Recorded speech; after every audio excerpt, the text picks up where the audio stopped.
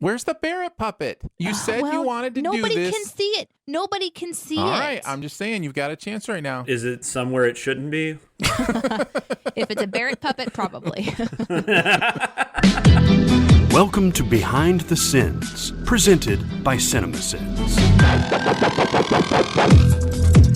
Welcome to Behind the Sins, a weekly look at everything going on inside the world of CinemaSins. I'm Aaron Dicer, and I'm joined as always by Jonathan Watkins. Hello, hello. And Danae Hughes. Drinking tea. What did you say? What? I said drinking tea. Oh, okay. It didn't come through for some reason. Wait, what did it sound like I said? Minty. Minty. That's what it sounded like minty. to me. Super minty today.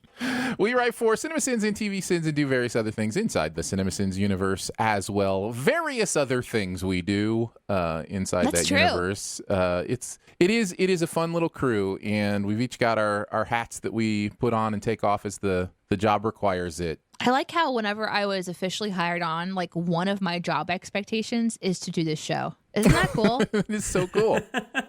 It's like it's actually written down in the bullet points of things that I do. Right. And it's like, stay Well, I on got to, BTS and make it work. Yeah. I don't know if you guys, I'm sure people that listen to this, if you listen to Sincast, you've noticed that they've been getting to interview a lot of directors and writers and stuff. And Aaron and I have been on a couple of those. And I got to run my own interview yesterday, and which was really fun. But now I realize Barrett's going to be like, oh, you can handle this.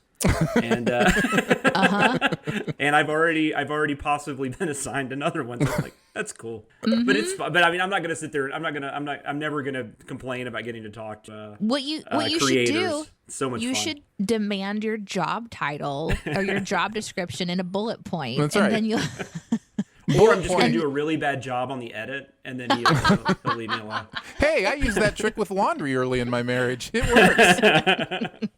works. Danae's job description has bullet point 1, tell poop stories on a podcast.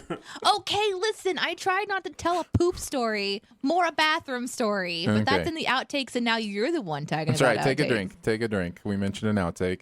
I before we go on to the actual show, though, I will say if you ever do get a description of your job and it says bullet point etc., just have them define etc. It's so true. It's so true. What does etc. mean? What do you charge? How do you itemize, etc.? Yeah, exactly. I had a job where in the job description, and Danae, I think you had this too. Maybe this is what you're talking about, but the job description, the final bullet point is whatever else management deems necessary. And I was like, that's a little broad. Like, come into my office and close the door, please. Like there's a lot of things management could quote unquote deem necessary.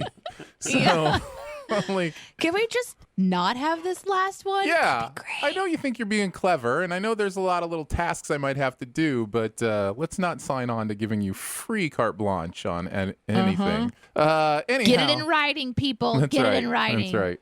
Let's move on. We just started the show.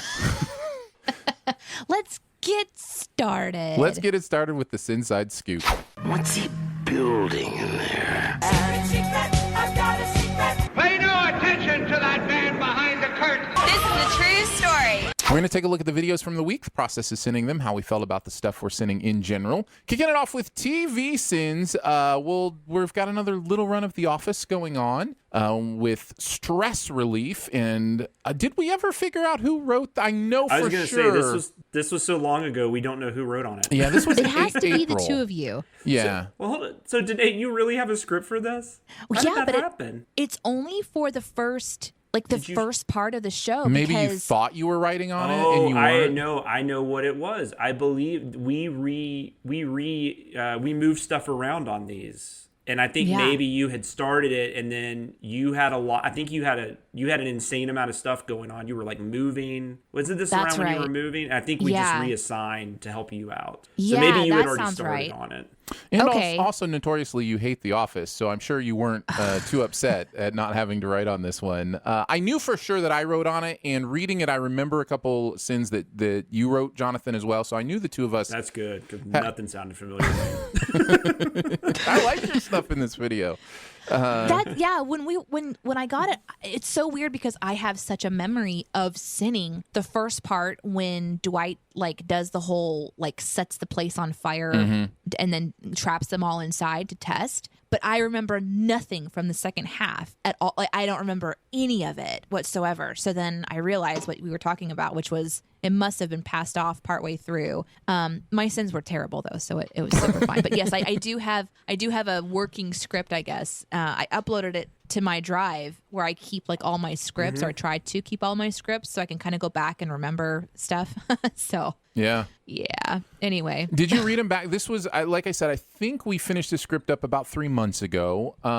So COVID was just kind of kicking into full gear. It'd been a month of knowing this was a big deal, that kind of thing. Did you go back and read what you had written and just be like, man, I've grown so much, and how I write things? And because that's what I do. If I can read a script from 2 months ago and be like, oh, I would do that differently now, kind of thing. So I wondered if you had the same experience. I just take sends from previous scripts and hope people don't notice. Copy paste. That's what I do. Yeah, I it's something that I recognized in the last couple of episodes that we've done too, where I can tell that I feel more confident. But Office is one of those where it is an immediate mood damper for me. So I have such a different level of struggle to write on the Office scripts because they just kill my writing libido. Well, let's talk about this right now. Even though we'll get to Community next, I think you had a similar experience with Community too. You hated the pilot of Community. You hated the people in it, and it got under your skin in a way that there was legitimate like malice for the show. Yeah, vitriol, right? So is that it vitriol or is it vitriol? I'm probably it's probably vitriol in British. They had syllables.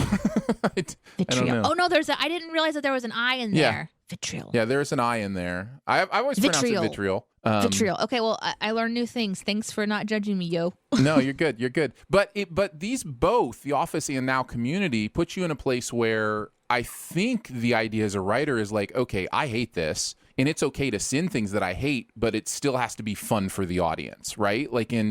How have you balanced that as a new writer, figuring out how to take maybe enough sting out of it that somebody who loves Community, because there are a lot of people who love Community, don't feel like, oh, they're just crapping on what I love. I'm learning I have to just watch it once, and then I have to go back to it, and for whatever reason, I'm able to like have a different level of separation because I'm not investing in trying to figure out what's going on. I'm such a problem solver just by nature. I like to figure things out. I'm a puzzle person. And so when I'm watching a storyline develop or whatever I'm, watching or interacting with, if I can get past that part where I'm just trying to get to the end to figure out the answer and I'm really super hyper invested in it, then I think I can go back and give a different level of distance between my personal investment and then a writing perspective. Right. And so I'm learning that I have to, like, on my first pass,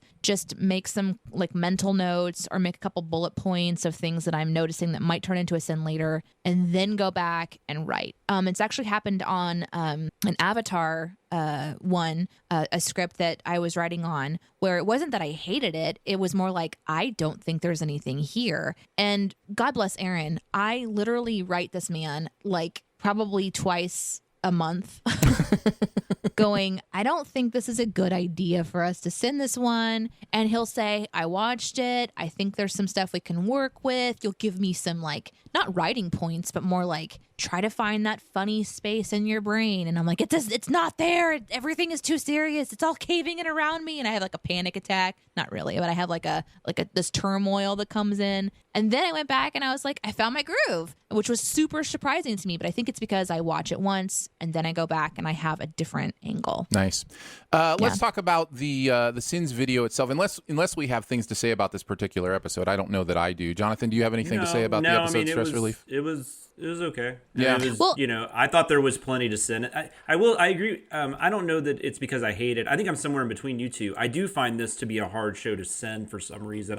It usually takes me, I usually have to watch these episodes a few times more than other ones. Yeah. I would say. And I don't know why exactly that is. Maybe because it's so overtly dumb on purpose. Yeah. That at some point, all you're doing is being like, that's stupid. Well, it's supposed to be stupid. So I don't know. Yeah. Yeah. It is finding your way around that's the joke. Like, you don't just want to restate the joke the show is doing. And we have a couple sins in here about that, because I think you wrote those too, about Michael, just the comments he's making. And you're just like, there's at some point where you've just got to be like, no, what am I doing? I mean, what are we doing with the comedy here? So in this episode, there's a fire that's sort of staged to test like the safety stuff that's going on. But then Stanley has a heart attack, right? Mm-hmm. And then Michael basically like amps up to try to counteract the stress level of the office. But then also there's this Jack Black thing going on with a weird movie that was downloaded and some confusion between Pam. This was a Super Bowl episode, we should mention too. So that's why you have the guest stars and stuff. This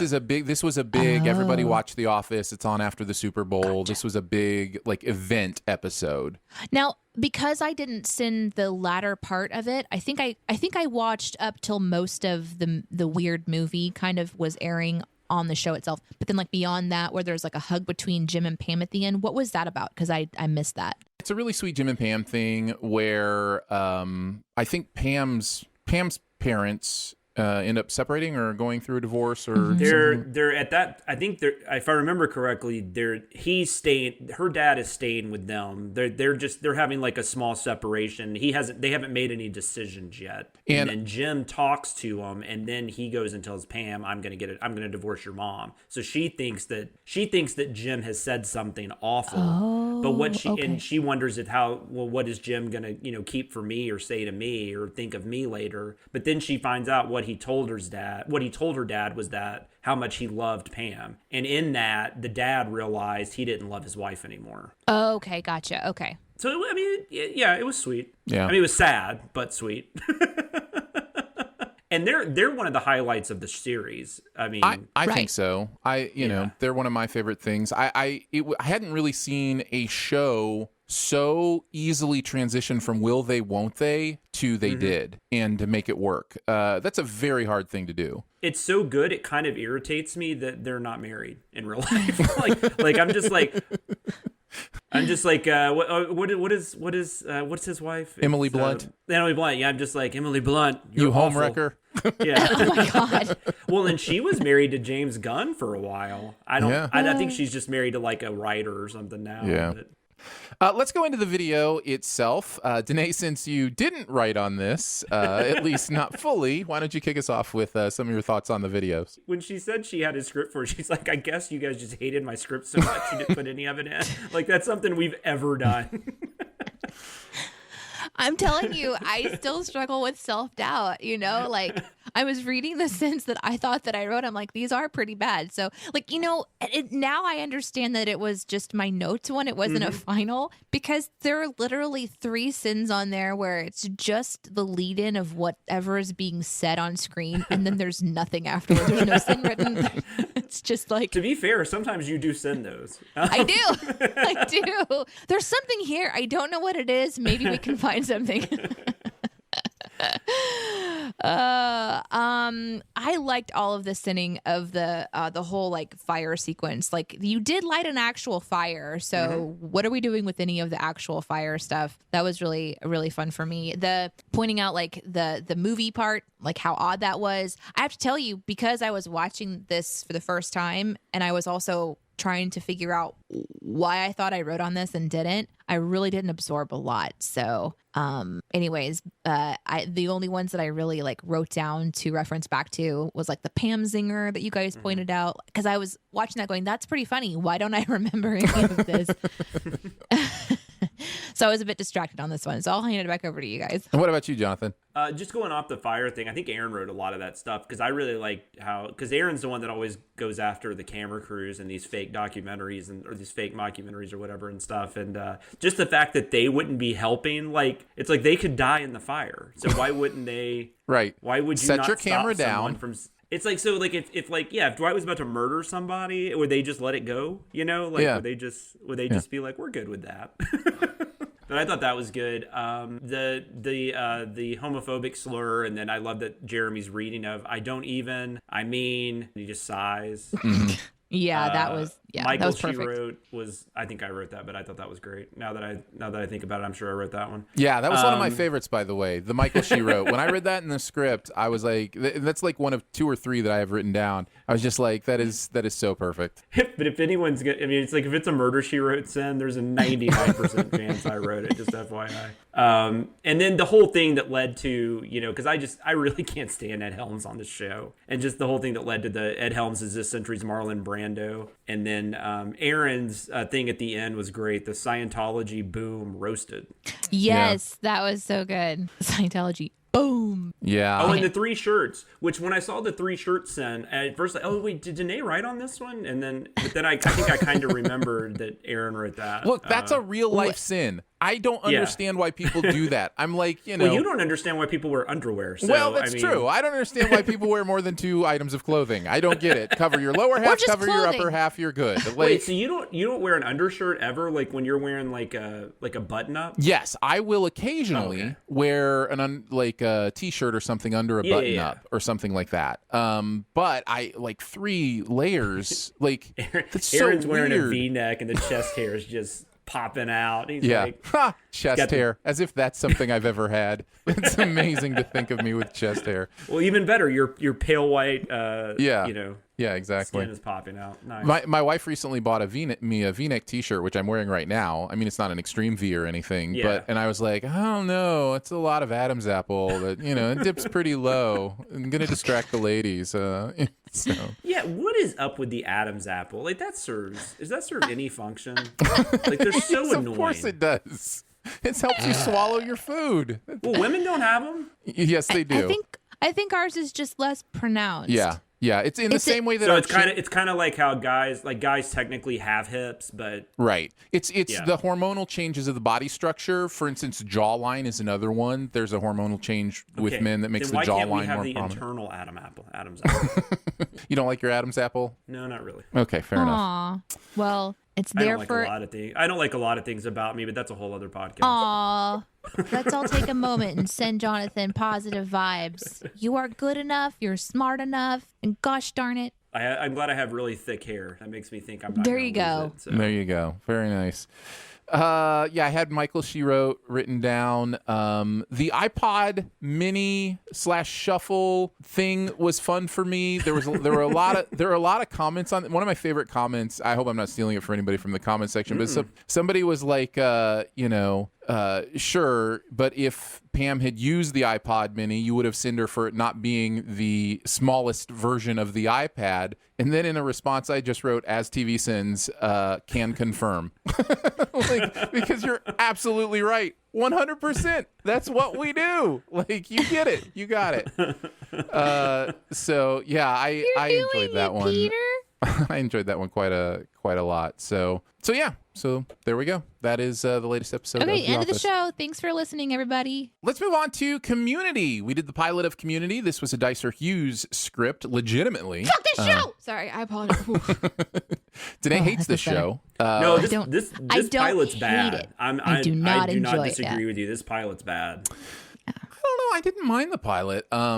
It wasn't. It's not my It's- favorite. But it It introduced suffers me from to. the same thing. Sorry. No, What? you're champing at the bit, and I get it. So go ahead. No. Like, I want unleash. you to say what you're going to say. Well, I think the pilot introduces me to characters that I am very interested in where it wants to take them. I love Abed. Like, I fell in love with Abed immediately. In fact, I remember watching this pilot with my wife, and we both were like, we're going to keep watching the show just so we can, watch Abed. And Troy became very much... Troy isn't as much a part of the pilot as, he eventually becomes, I don't think. Or Annie. Or Annie, yeah. And I just remember thinking, I'm interested in where this is going because I find glimmers of interest in these characters. And the show delivered on that for me. Like within 3 or 4 episodes, I was like, this is a great show. I love this. Yeah, it gets better quick. Yeah, very quick. It finds its whether you want to go on the journey with these people, it finds its voice very quickly. Yeah. For me, but Danae, I do want to hear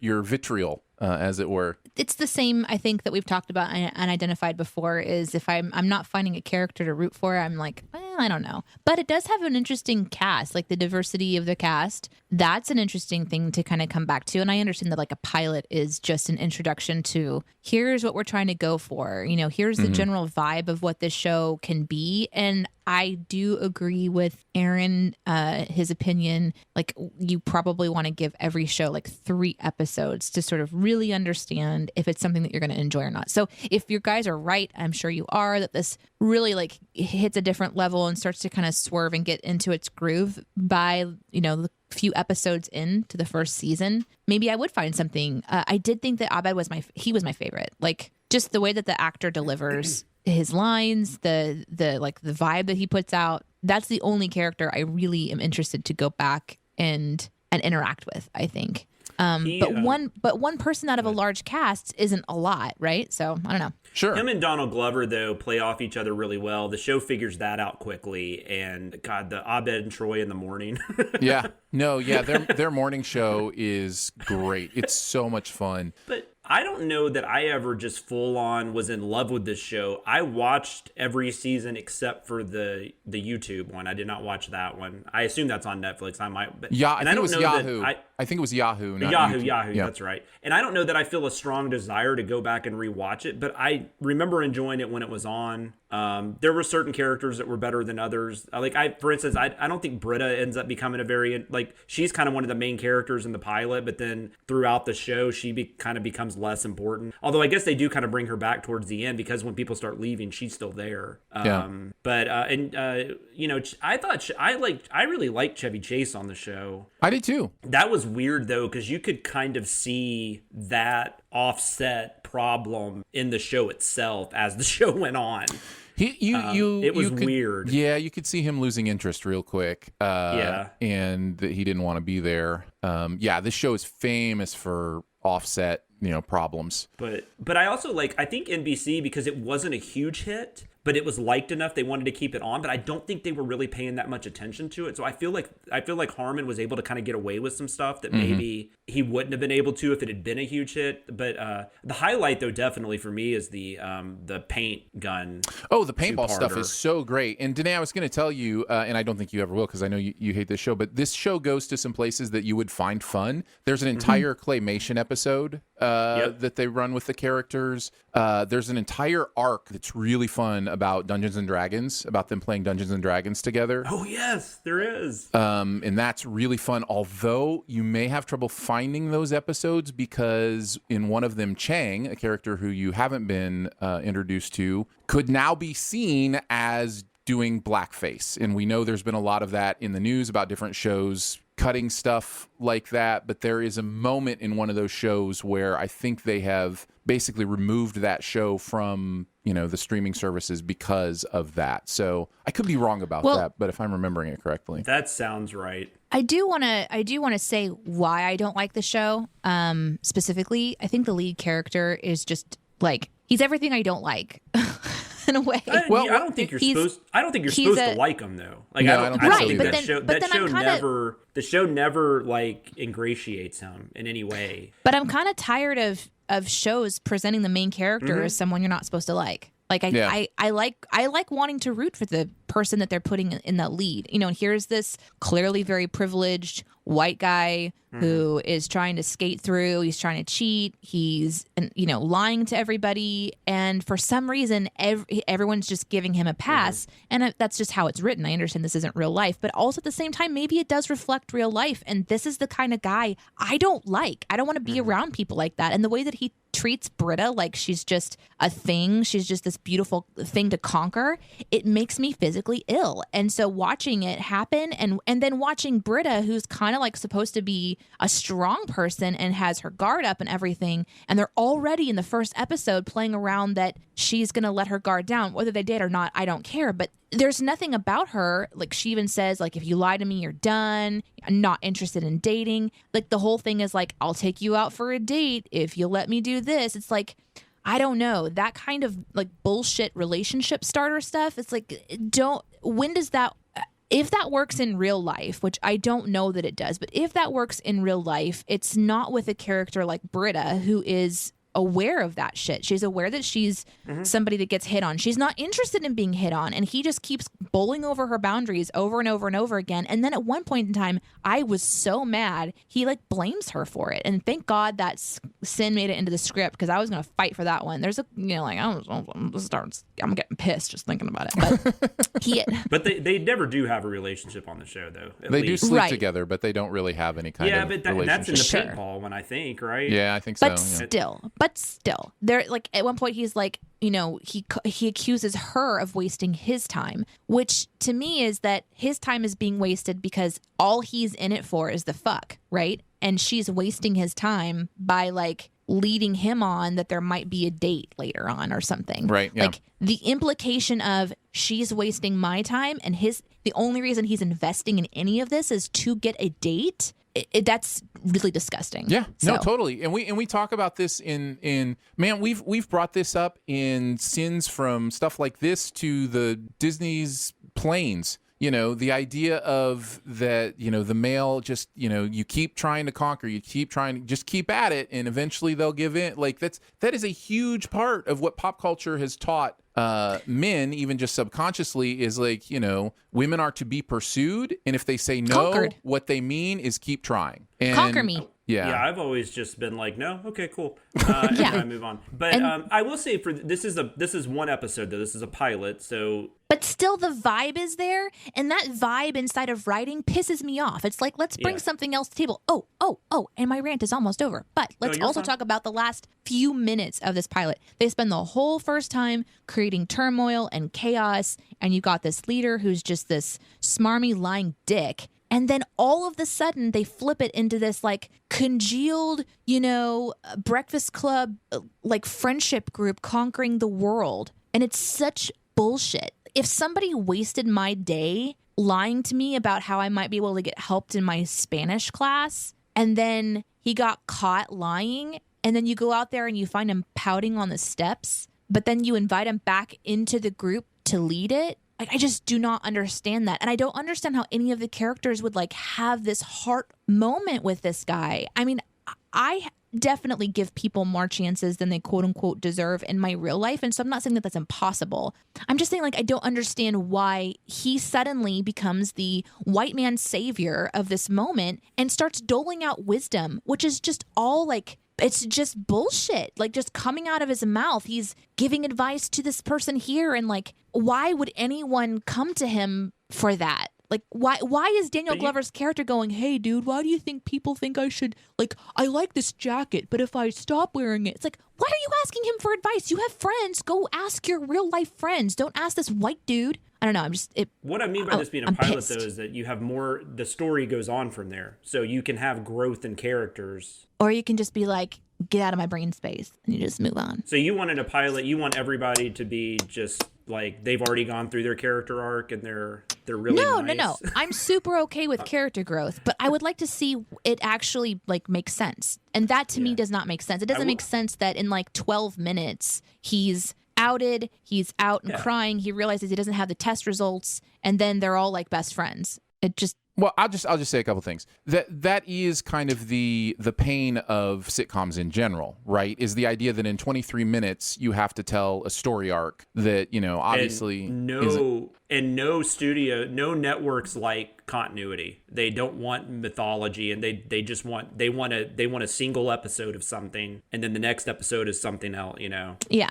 No, I get it. I like, maybe what I'm looking for is something that's fun like Kipo, and I'll just go back to my little fantasy world of having happy. No, nobody is judging you for not liking the show. Absolutely. Not at all. Not at all. We like different things. All's good. I am okay with character growth, but I am not okay with like excusing this kind of behavior. I don't. And so it's like, I kind of just want to see somebody stick it to him, and instead everyone's like, yeah, come back to the table. And I'm just that's where we differ. I don't think the show excuses the behavior. Not at all. I really don't think it does, and it certainly doesn't as you keep watching. Like, and that's what I see in this pilot is the seeds of this guy thinks he's all that, but through this group of people who do give him the grace to exist with them, they start to teach him that he is that they have things to be able to contribute and those kind of things. And I guess if you have to pick a main character, it's Winger, but really this show is an ensemble piece. It definitely becomes that. Like, he is not the focus of a lot of episodes. It's only Winger because he has the most changing to do. That's how you define your protagonist, is by how they change. And so that's why he's viewed as the protagonist, is because he has the most to change. I guess I would say that the pilot did not make it clear that that was going to be a story arc to me.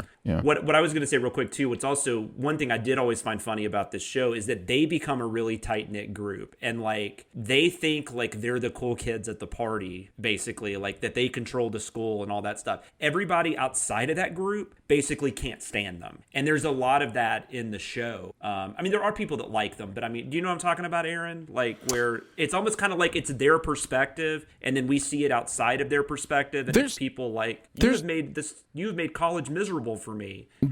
Yeah, maybe. There's nobody on this show that is ever treated as I'm trying to think of the word, like quote unquote, I'm going to use a word that I hate to use, but quote unquote normal. Like nobody on this show, it's very satirical in that way. It definitely except for Magnitude. Yes, of course, Magnitude. It exaggerates everybody's personality traits in a pretty extreme way. I made the sin in the video that Winger is basically CinemaSins. He's basically the CinemaSins narrator. His attitude is very much the same. And in fact, I've told people in the past, when you think of the CinemaSins conceit, that it's basically like Mystery Science Theater 3000 hosted by Joel McHale. You know, like it's basically Talk Soup meets Mystery Science Theater. So it was interesting to be able to go, you know, here is this character, and now the narrator is looking in the mirror and going, I don't like myself. Like, you know, because it is very much the same kind of smarm and snarkiness, and, you know. Yeah, I'm just having so many things pop in my head, though. I just remembered how they make their mascot like a genderless thing. I mean, what do they call the mascot? It's like, isn't it like Thing or something? I don't know. I don't remember. I really don't. This show is ridiculous. It is ridiculous. Was it Rory? Rory, what? I'm looking up the non-gender mascot. Yeah, I don't know. Okay. It's really like it like ends up, it's just like this like it's like this body suit that has like no like eye or mouth hole in it. The other thing I'd mention is Danny Pudi is the actor's name, who plays Abed, and he is doing great work in an Apple TV Plus show that a lot of people haven't seen called Mythic Quest. And this is basically about a software company who has invented World of Warcraft, basically. So Mythic Quest is basically the World of Warcraft of this universe, and so it's about the behind the scenes. I wasn't listening because I was looking up this. It's the Greendale human being, by the way. The human being, which is terrifying, by the way. The pictures are like a horror movie. Yeah, this show's crazy. But then I heard you say World of Warcraft. Oh, so did now that get your attention, Danae? And so I apologize. Could you tell me what you're talking about? Yes, Danae. I will repeat what I said for you, since I said a keyword that caught your interest. Yeah. Danny Pudi, who is Abed in Community, who is our favorite, is doing great work on the show Mythic Quest, which is about the behind the scenes of the software company who invented basically the World of Warcraft of their world. It's called Mythic Quest, and so it's about them designing the new level release or world release, or however that's set in the online massive online role play MMORPG. Thank you. You're welcome. So it's really funny, and he's great in it, and he's different than Abed, which I love, because I think he may have gotten kind of shoehorned into that type of character, and so he's cool. He's kind of well, you say cool, but he is actually more of the. Not in all the ways you hate, but he is more of the smarmy jerk in this show, and so it's almost like a role reversal in some ways. But it's a really funny show. I was talking about more like a show that I might actually check out. Yeah. Although I don't know get a subscription to Apple. Yeah, TV I don't know Plus. where you'd see it, because it's on Apple TV Plus. I can give you my username and password. Shh, don't say that. That's cheating. Let's move. Man, we talked about Community a while. That's good. I'm glad you were able to get that off your chest, Danae, because I think it's the things you're saying are very Makes important. Makes us a better community. And that's right, it does. But let's talk about the video itself. And Jonathan, since you didn't write on this one, why don't you start? The whole bit you guys did at the beginning with all the stuff going on in the crowd scene. My favorite, although the centaur was great, but my favorite was, and this is clearly Rapunzel. Pointing out that they're waiting for the camera to move so they can walk, that always irritates the crap out of me. I notice that every time. It's like, why are you standing? Just Aaron and I walk. both wrote something on that. Yeah. In fact, I will say both the first two you mentioned in many other sins in this script. This may have been the most collaborative script I've ever written on. I think we combined at least a dozen of our sins where we wrote similar things. Like you talk about that crowd stuff. That was half me, half Danae. Like we both wrote like 2 or 3 sins on that crowd. Well, you guys sent me that script too, and it was, I swear to God, I felt like it was like 85 cents or something. I don't remember what it was. But, this just keeps going. but yeah, and they were all great. The only stuff I think I suggested was just because I think you've already said this twice, so maybe let this one go. Or whatever. Right. The Chevy Chase sin, which we already kind of talked about Chevy Chase, but I thought that was really funny. And for some reason, third hand is made for sinning just made me laugh because I immediately, even though I guess that would technically be leg, but I immediately meant like, is he saying like the dick is sinning? Like I'm like, what is? I thought way too much about it. I love just sending background characters. I wrote that down. I can't remember what that was in reference to, but I guess you guys were sending some people in the background doing something. I always find stuff like that fascinating. And then I just wanted to mention for personally, you can never have too many Breakfast Club references. That's just my personal opinion. Well, good, because that's the irony, as we often do with CinemaSins, is that we sin them for having too many Breakfast Club references, but in every one we have our own Breakfast Club reference. So that's legit one of my all-time favorite movies, though. I'm down. Somebody asked for a T-shirt with the "You're gonna hear 2 sins." One is me sinning you, and the other is you sinning the floor. T-shirt. They wanted that one. So, what about you, Danae? I really also enjoyed the opening, but I think mostly I just want to give props to the editor who decided to add the centaur legs. Because when I wrote that one, I was like, I wonder if they'll be able to add centaur legs. And I was super into the centaur thing because I had just watched Onward in my real life. And so seeing that one come to life is so fun for me because it's just this sort of creative element of what we're able to do. And so I wanted to give props to the editing team for that because that was a really fun one. I also really enjoyed the Rorschach test run. That was one that Aaron worked really hard on combining because we both had multiple Rorschach tests. That was just really exciting. The P fan. And I think everything else was mentioned. Yeah. So, except for the soup one. I really enjoyed that as well. The whole like what you would do if somebody like you'd block them on Twitter. That was a fun one. Oh yeah. That's good stuff. You just mentioned every single one I had. Both of you did. No, that's great.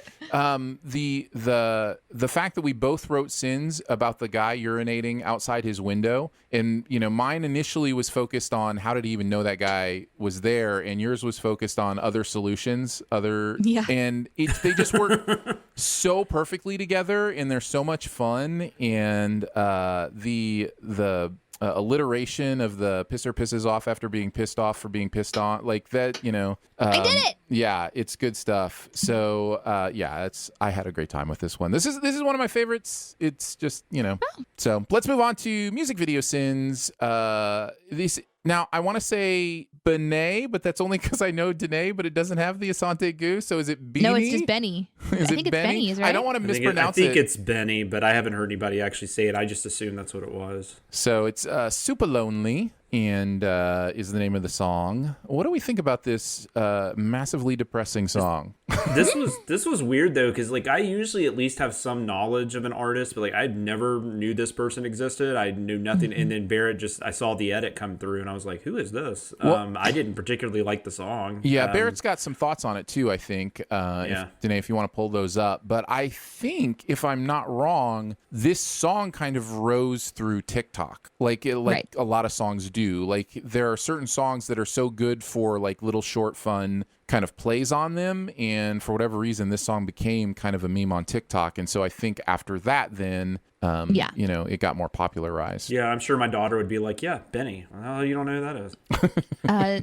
Barrett said, Supalonely. I literally woke up one morning and saw an article on Billboard or Pitchfork or something called Benny. the new hotness in pop music. The Billie Eilish comparisons were there, even though Bemee is much breezier and poppier. So I looked up the video and listened a few times and kind of liked it. The video is silly and the song is repetitive, as noted in the bonus round, but there is a definite magnetism to her performance. My favorite sin is probably Beating Your Rug, which made me laugh a lot and went through a bunch of permutations before I settled on that simple version. I think this song is interesting to me because it speaks to something that I think is real, like the idea of what do I hate more, this feeling of loneliness or the feeling of being in a toxic relationship, which I think is something that people go through quite a bit, and it's why people go back to bad situations is because they think, well, at least I didn't feel this way, at least I felt something. And the problem is, like much pop music, and I don't want to expect too much out of it, it doesn't really address it in any meaningful way. It doesn't really address it in any kind of constructive way. The song doesn't. But I understand kind of what it's getting at. I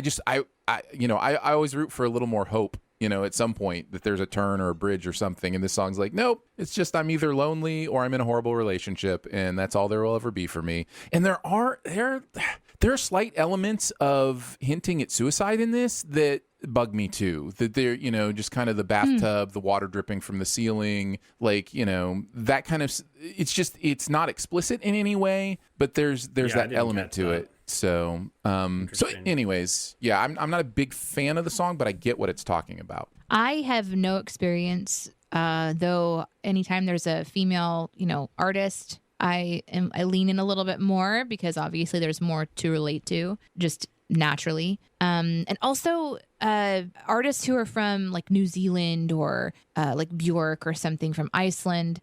I'm very curious about them as well, mostly because there are some very universal things that we all experience, and growing up and the confusion of relationships and loneliness and purpose and all that stuff, I think is very universal, but how different cultures sort of talk about it is different. Mm-hmm. Of course, now we're in a world where the internet connects everybody together. So we have, instead of having everything kind of like more separated, we do have this very, very tied together existence, which I love. But it also has its own. Some days. It has its own negatives. I mean, I have a job because of it, I guess. So yeah, I do love it. Never mind. It's the best thing ever. But she's from Auckland, and so I always like to listen for accents or for different like enunciations that I find interesting. And there was a lot in there that I was like, oh, that's unique. Oh, that's different. And I can understand the comparison, to, oh gosh,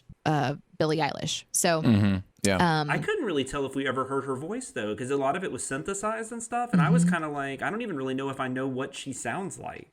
Right. Although, and that's the thing where I'd have to kind of go, I'm same, right? Like she's using, as the script pointed out so well, or as the video, I should say, pointed out, the use of auto-tune is an interesting decision when you have a good voice, but also it's kind of sometimes just used as a tool. I did not read the lyrics though. So as usual, Aaron, I'm glad you do that and you kind of, get into that part of it. And depress us.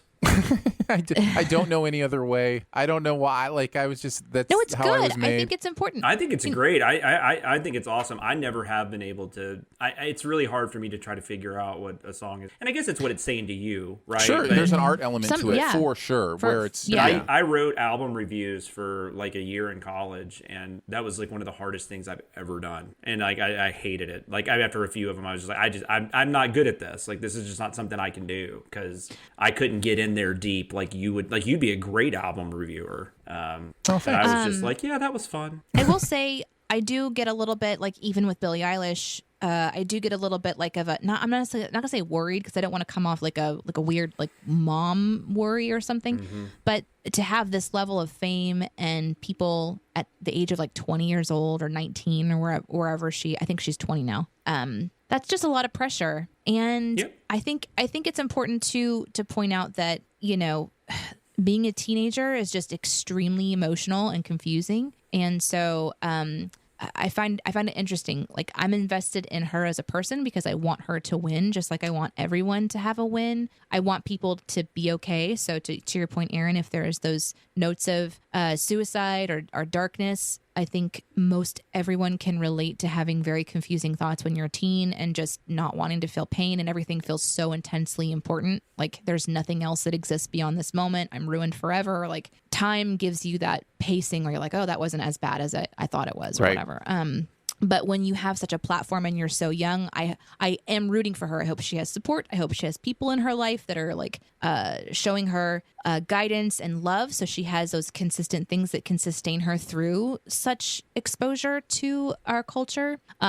There's a similarity between us talking about Community and me, like you guys are like, well, he has a story arc, and this is just the pilot, so he has a story arc. And me wanting to just like get rid of that show and push that off. But I would be willing to kind of go, she has a story arc too. And so, but I'm far more invested in artists having a story arc than I am shows having a story. Like, sure, she's a person, she's an artist, very different, she's writing some things. But I don't know. I thought that was an interesting kind of comparison that hit my mind as we're talking about this. Nice. So, yeah. I'll just say from an artistic standpoint, because I didn't get anything beyond just the song itself out of it. It was interesting he mentioned Billie Eilish and Melody Martinez, which if you guys have never listened to Melody Martinez, she's fascinating. But I thought that was interesting because I kind of thought Bemee was kind of like a lesser version of those two. I guess she just isn't like, she didn't quite grab my attention. But I'm not like opposed to listening to something else she puts out. I just this song specifically did nothing for me. Right. Yeah. And apparently it was all about horrible things. So, maybe that's why I didn't do anything for me. Maybe I stated it too strong. I think this is no. I think this is about a very real feeling that is worth wrestling with. Oh, the feeling of loneliness? Yeah, well, absolutely. The feeling of not only loneliness, but being trapped in a choice between loneliness and toxicity, which I again think is a very common relationship issue. So I think there's value in wrestling over it. I do think it's a little darker than I wanted it to be.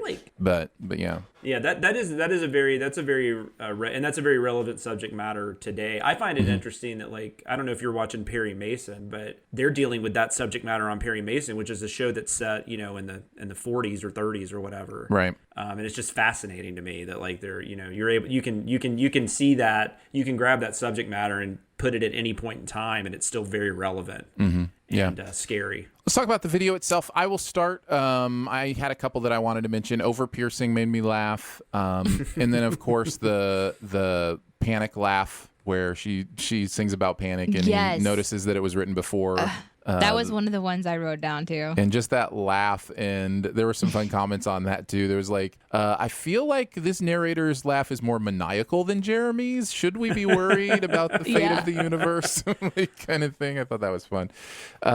So yeah, I like that. What about you guys? I was just gonna say one thing. I will say we keep our cereal on the counter. I didn't think that was that weird, but whatever. Oh, weird. That's so weird. It's right by the fruit bowl. A lot of people keep it on top of the fridge. I've seen a lot of people do that. That's where we kept it at our old house. Yeah, we keep it in the pantry. We have a cabinet above the fridge. I don't know. We've just always been people that keep it out. And like I said, we always have a fruit bowl too, and it's usually just by the fruit bowl. So you can have cereal, you can have banana, whatever. We have those plastic cereal containers that you pour it into. So we don't pour it out of the box. We put it in those for storage. And gotcha. we love that. I've often thought that I have $1 million idea on how to improve those cereal storage containers, except I'm sure it's not. So I'll just go ahead and give it away here. If you do No, don't give it away. You have to patent it first, and you have to spend a lot of money to patent it. But what if the podcast is the patent? Can I go to court and say, hey, on July 10th, I said this thing on a podcast can I use that? Doesn't that count? I don't know. Are there podcast bylaws and stuff? I just want to ask before you share it, does it involve catapulting? Like, is it about like a catapult? Because that's one of my ideas for a food dispenser. It's just it's a cereal catapult. That is the most Danae idea ever. A food dispenser catapult. Yeah, I was just curious. No, it does not. Oh, okay. It involves those plastic containers having just a few more elements built into them. One is a dust strainer at the bottom. so that when the cereal dust settles at the bottom, it's in a separate compartment. So you're only ever pouring the actual cereal and not like kind of the remnants of the cereal, which or is Fruit Loop dust. Yeah, exactly. And if you want to use it, you can just take it out of that. Like it'll have a slide in, You slide can out. snort it. Yeah, you can snort it if you want. You just separate it out. And the other is a built-in measuring device, so that there's a certain, like a cup of cereal that is automatically at the top, and then you just pour, your... You can't share this. This is too good of an Isn't idea. it great? Yeah, I think it's a great idea. How many? I wonder how many. I guess you can measure out cereal. I've never thought about that. I just like to get the biggest bowl I can find and just get it to the point where it's not going to overflow from the milk. Yeah, exactly. I eat cereal at night. That's like my late night snack a lot of the time. Like I rarely eat it for breakfast. Yeah. Which Anyhow, my wife I've often finds thought hilarious. I'll eat like 2 bowls of cereal at 11:30 at night. And she'll be, what's wrong with you? Are you 10? I've often thought that's one of my $1 million ideas in the back of my head that I'll never do anything with. So. No, I think it's great. But It's a now great somebody else is idea. like Frank's going to take it. They're going to take it and run with it. And you're going to be It's like, going to be the Delaware cereal container. and they'll change one aspect of it and say, I didn't copy it. Yep. So That'll be all right. I'll have a story. No, I don't like cereal dust, though. I like that idea. I'll have a story. I'll be broke, but I'll have a story. Hey, listen, it's all about what you prioritize. I guess so. But the only other Continue. things I had written down, mixing orange juice with sweet cereal, that's disgusting. And then I just really liked Barrett's read on this fucking guy. I like the one that was about the blowjob from The Shining because Now you know what it is. I just recently learned that, so of course I'm more invested. And then how she said that she or he points out that she has all of these friends, but they're like not there, which is sort of like what we're talking about, just the confusion of all that. So I enjoyed that too, but you guys mentioned all the other ones, so Very nice. Let's move on to CinemaSins. This one is one people have been waiting for. We're going to talk first about Shawshank Redemption. Oh, I forgot that was first. I thought you were talking about Alien 3. I'm like, Yes, everybody has been clamoring for the Alien 3 conversation. So, like, my husband, who's not usually like plugged into the CinemaSins universe, he saw me preparing for the show, and he was like, "You guys sin Shawshank? You can't do that.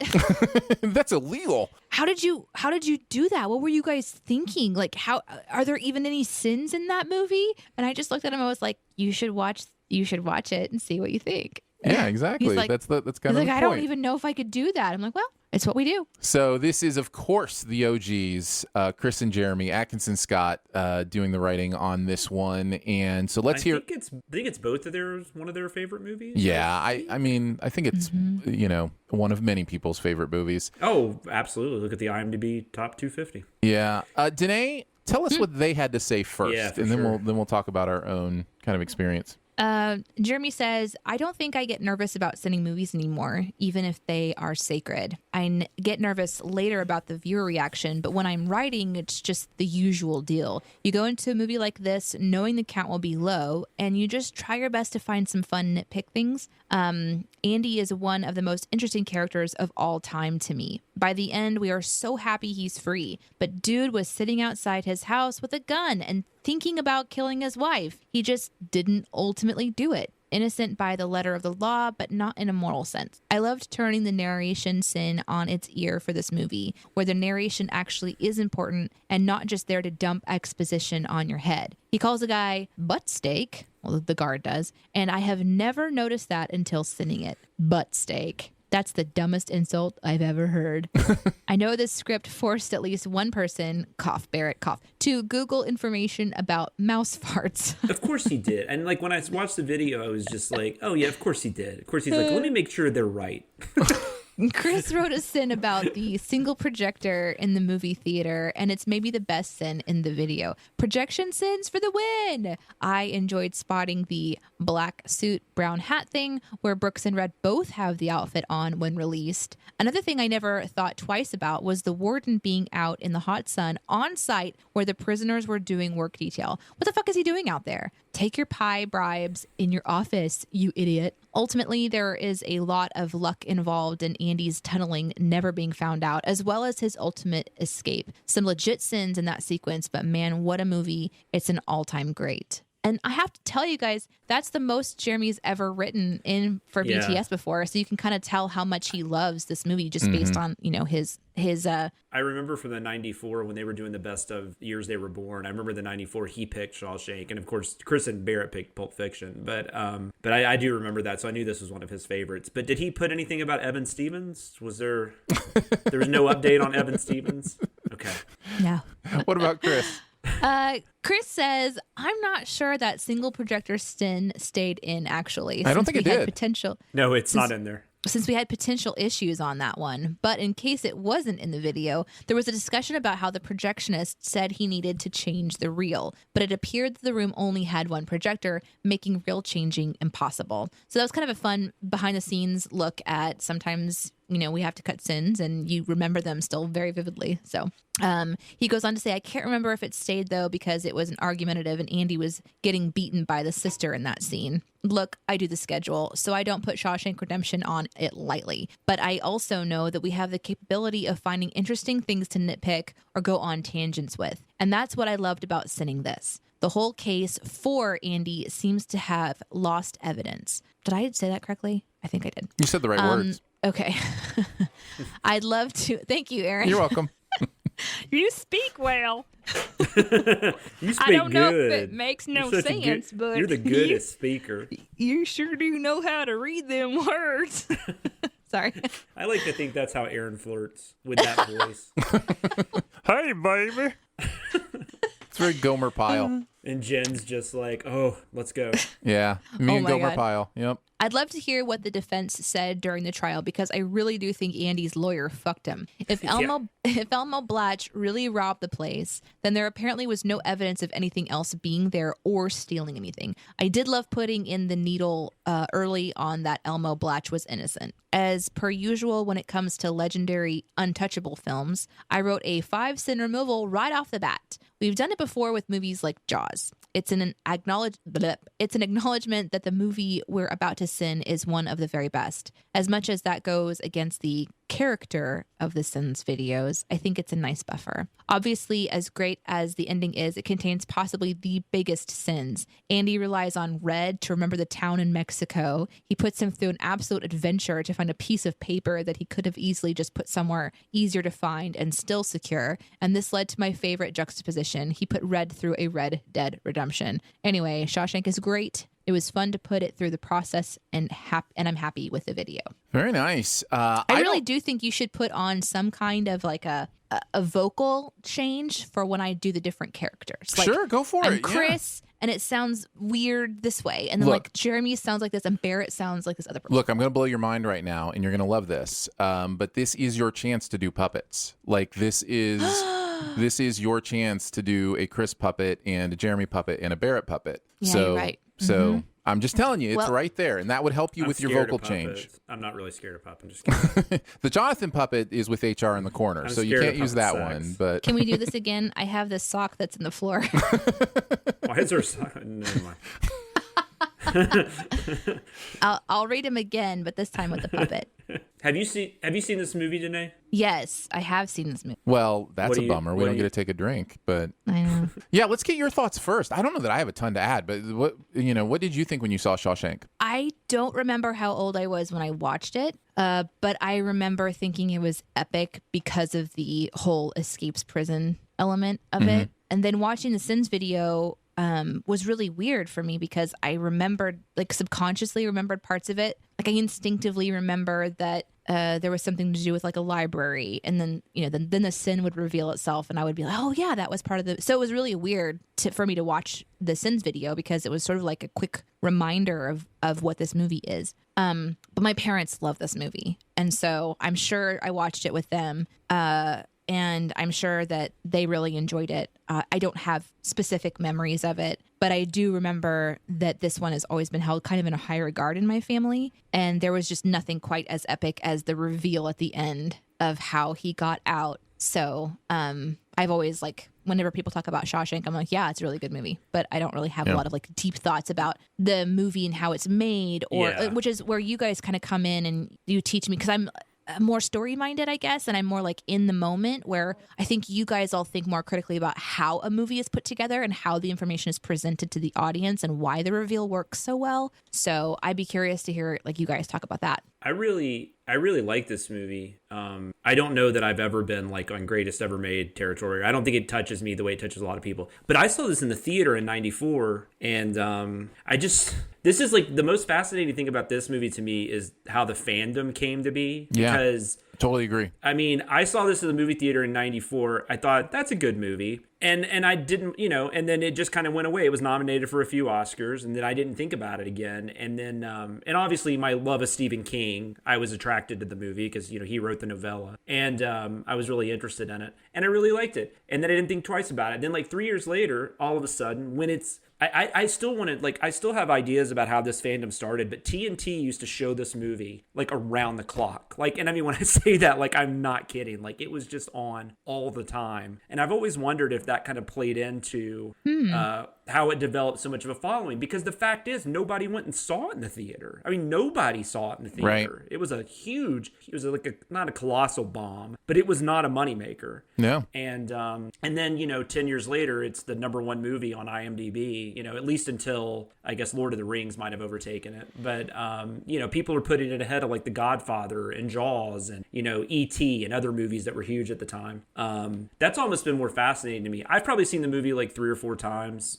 I really like it. I don't know that I'm quite in that level that, like, Chris and Jeremy and probably Aaron is. But yeah, no, it's an excellent movie on so many levels. Yeah, and that's the thing, right? I have this special place in my heart for movies that are just great movies. It's not that there's something... I mean, the reveal at the end is a plot movement that captures you, that is big, but it's not like Sixth Sense or Fight Club or something like that, where the movie turns itself on its head to be creative about something and reveal a piece of information and that kind of thing. It's like Citizen Kane. I would say it's like on that level of that type of reveal. Yes, yeah, exactly. So there's this thing that I just have for great stories told greatly, and this is one of those movies where it's just a great story of this guy that you want to root for, and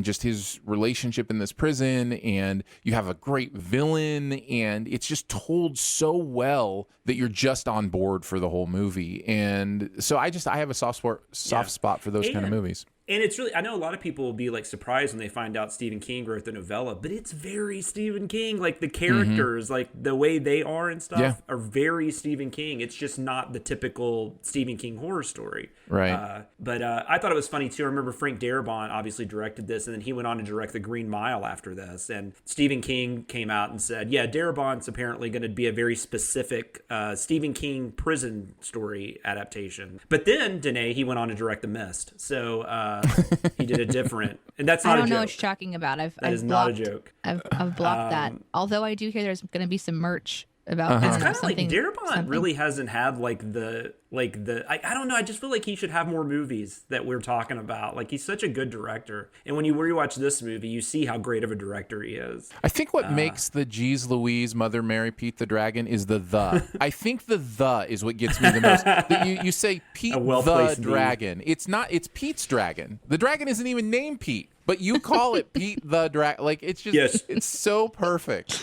Do you call the monster Frankenstein? Yeah, exactly. Yeah, probably. So I have it currently in my best of all time list at about, I have it at 26. So, I do love this movie. I've got to do a top 100 at some point. I don't know that it would be in my top 100, but I really, really like it. I mean, it's really good. I don't know. I have a lot to say that hasn't been said. So I think we're good to move on to the video. What did you think? Danae, why don't you start? I was just actually thinking, I wonder if this was my first time to ever to ever have Morgan Freeman in my world of entertainment. I don't remember when I saw this, but I feel like there are certain voices that are just incredibly deep in your psyche. And I'm just now realizing, I wonder if this was my first Morgan Freeman. Yeah, I think I saw Driving Miss Daisy before this, but this would have been like one I of my, didn't.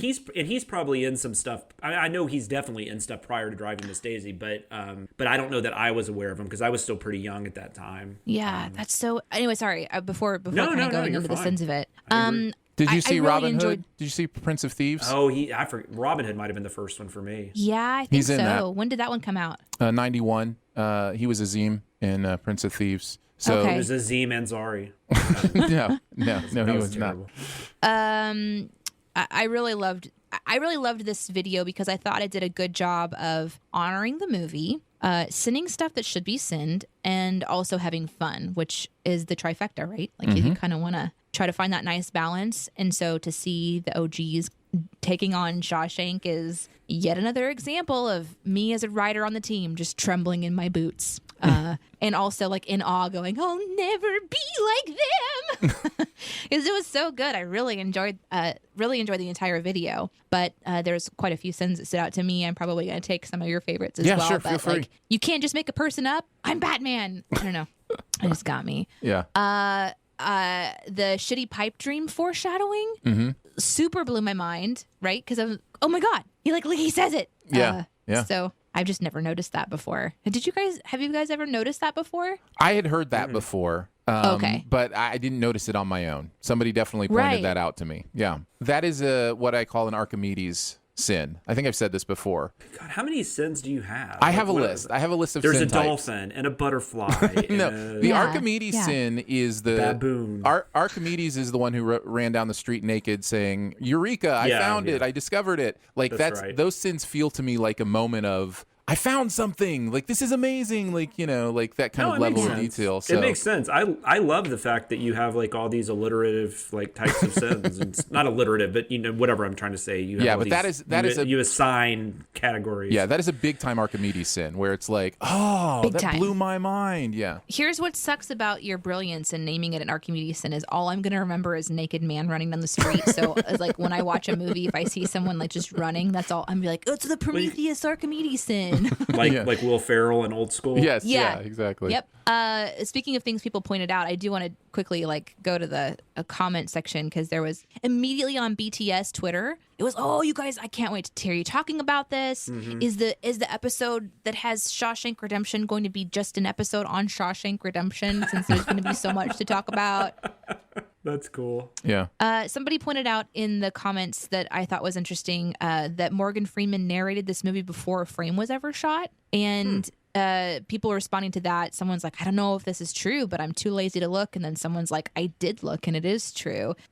Danae did not look to confirm that. But That's great. that was kind of a cool thing that I discovered because I was obviously watching The Sins and went down into the comment section. Mouse farts. Obviously, was really, really fun. The sins that just make sense, for example, is like pointing out how the movie wants us to feel the tension of Andy saying like, do you trust your wife on the roof? But you would never lead when with that in the real world. Yeah. Right. Things like that I think are really important things to point out. Fun ones that are fun to point out is the whole like Rita Hayworth poster sin, which is like, why is he asking right now? And why Rita Hayworth? Why not a Bible verse? And then shifting right into also disrupting everyone's movie experience. So you can ask for a poster, which of course the guys are sensitive to. I also really enjoyed the Bible verse battle, and the Judgment with an E thing came up. Yeah, which Judgment with an E. I think Danae and I are on team Judgment with an E. That's how I've always written it. I'll say it again. I didn't know that it could be written any other way. Yeah, me either. I've always written it that way. I didn't realize it was a thing. So seeing it in the Sins video, but I loved how it was instead of spelling mistakes, it was sewing mistakes. But it was said so quickly that I thought it was spelling mistakes. So when I went and instead of listening to the Sins video and I watched it, I saw it was sewing. I thought that was even better because it was like a little like a cross stitch type thing. So yeah, there's a lot to love about this. Like the whole like baseball, just the whole series of are all these people in their baseball uniforms, just the how they think about how movies are put together and questioning these things that you could you just accept, you just believe that they're all in their baseball uniform. But then when you start to ask questions like, why are they doing it all at once? Yeah, that's a super good thing to sin. So, and then I think one of my favorites that was like an obvious sin, is when he drank Coke out of the bottle. Prisoner number like 46419 or whatever.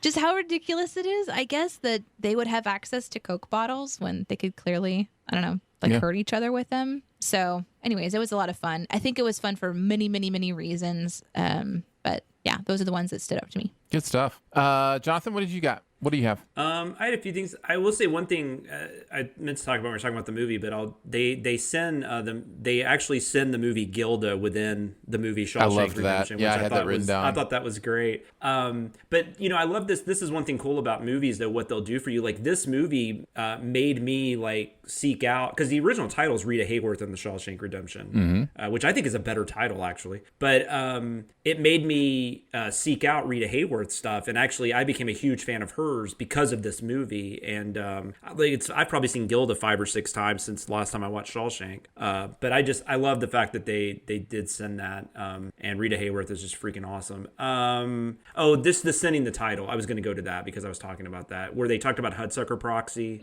and Shawshank coming out the same year and talking about those being really confusing titles. Yeah. I never thought about that Robbins was in both of those in the same year. Yeah. No, and they're both great. Hudsucker Proxy is my favorite Coen Brothers movie. Yeah, so. both of those would definitely be in my like top 10 for that year, for sure. I think, Danae, you mentioned the pausing for tea, right? Oh, No. I thought you did for some reason. So does the parole board sometimes pause for tea was one I had written down. Do you even prison bro was one I had written down. And then the last thing I'll say is I love the little bit of like where Jeremy's doing his regular rant, and then all of a sudden he goes off and he's like, what is that lowercase q doing? That's such a Jeremy thing. I love those Jeremy moments. Like that's very specific to Jeremy, and he nails those. So yeah, good stuff. Yeah, you pretty much hit everything I had. I will say before I move on, Hudsucker Proxy is my number 17 favorite movie of all time. So I have two Tim Robbins 94 movies in my top 100 of all time. I think I don't know.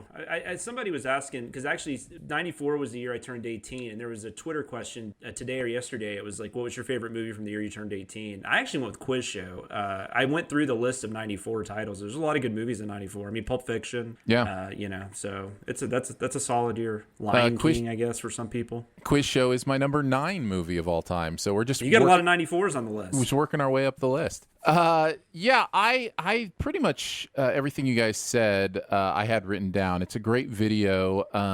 The poster observation, Danae, that you mentioned really blew my mind. It is one of those things I hadn't really thought about at the level of detail of. This is a stupid poster to put up to hide this. Like this is a really bad idea. That's just dumb. And I hadn't really thought about how dumb that is. And so I really did love that sin. Well, and I didn't mention this sin, but then even pointing out how he would have attached it so securely to the wall after he left. Right. Like, I've never thought about that, but that's super true. Because did he have... Yeah, they both mentioned even in their comments how sinful that escape is. As much as we love it, there's a lot about it that doesn't make sense. Yeah. And I thought that was really good. The butt steak sin included the insult groin meatball, and for whatever reason, that just made me laugh.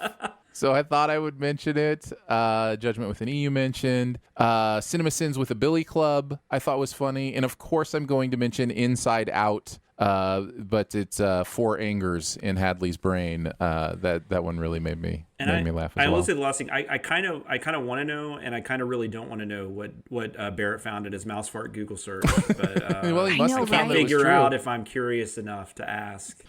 Yes.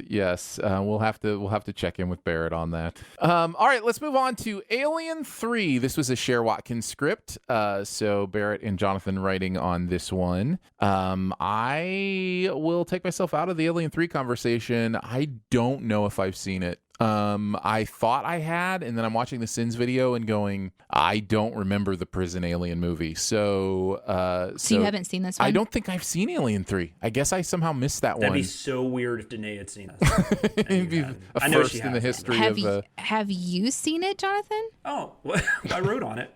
Oh. This Oh, was right. probably like, I don't know. I've seen it a couple times. I mean, before you send it, though. Yeah, no. I mean, I saw it in the theater when Okay. I think I was 16 when it came out. I was But gonna I say, saw it in theater. If it turned into like all three of us having not seen it, that would have been really weird. Oh, yeah. No, I'd seen it a few times. It's really weird. It's a weird movie for me. David Fincher is one of my favorite directors. He's done, as of now, he's done 10 films. Yeah. 8 of them I would say are A or A minuses. Mm-hmm. And then there's Benjamin Button in Alien 3. Right. And Benjamin Button, I actually don't I like it okay, but it's not that, it's not, all of his other ones. Man, like Social Network and Seven. I cannot bring myself to revisit Benjamin Button. I hated that movie. I've only seen it the one time. I watched it the one time, and it just it did not work for me in any way. Are you a Fincher fan at all though? Like, yes. Social Network. Yes. And Gone Girl. Yeah, for sure. And Seven. The Game is one of The Game's anytime great. People talk about underrated movies. I Yeah, always The bring Game is great. up. I love The Game. But anyways, yeah. So I really, and in fact, I know you can, if you want to go ahead and read what Barrett said, you can. I like it less than Helm. I think I really, really dislike this movie, and I love the first two. I love Alien and I love Aliens. Those are two of my all-time favorite movies. And I have not liked anything after that.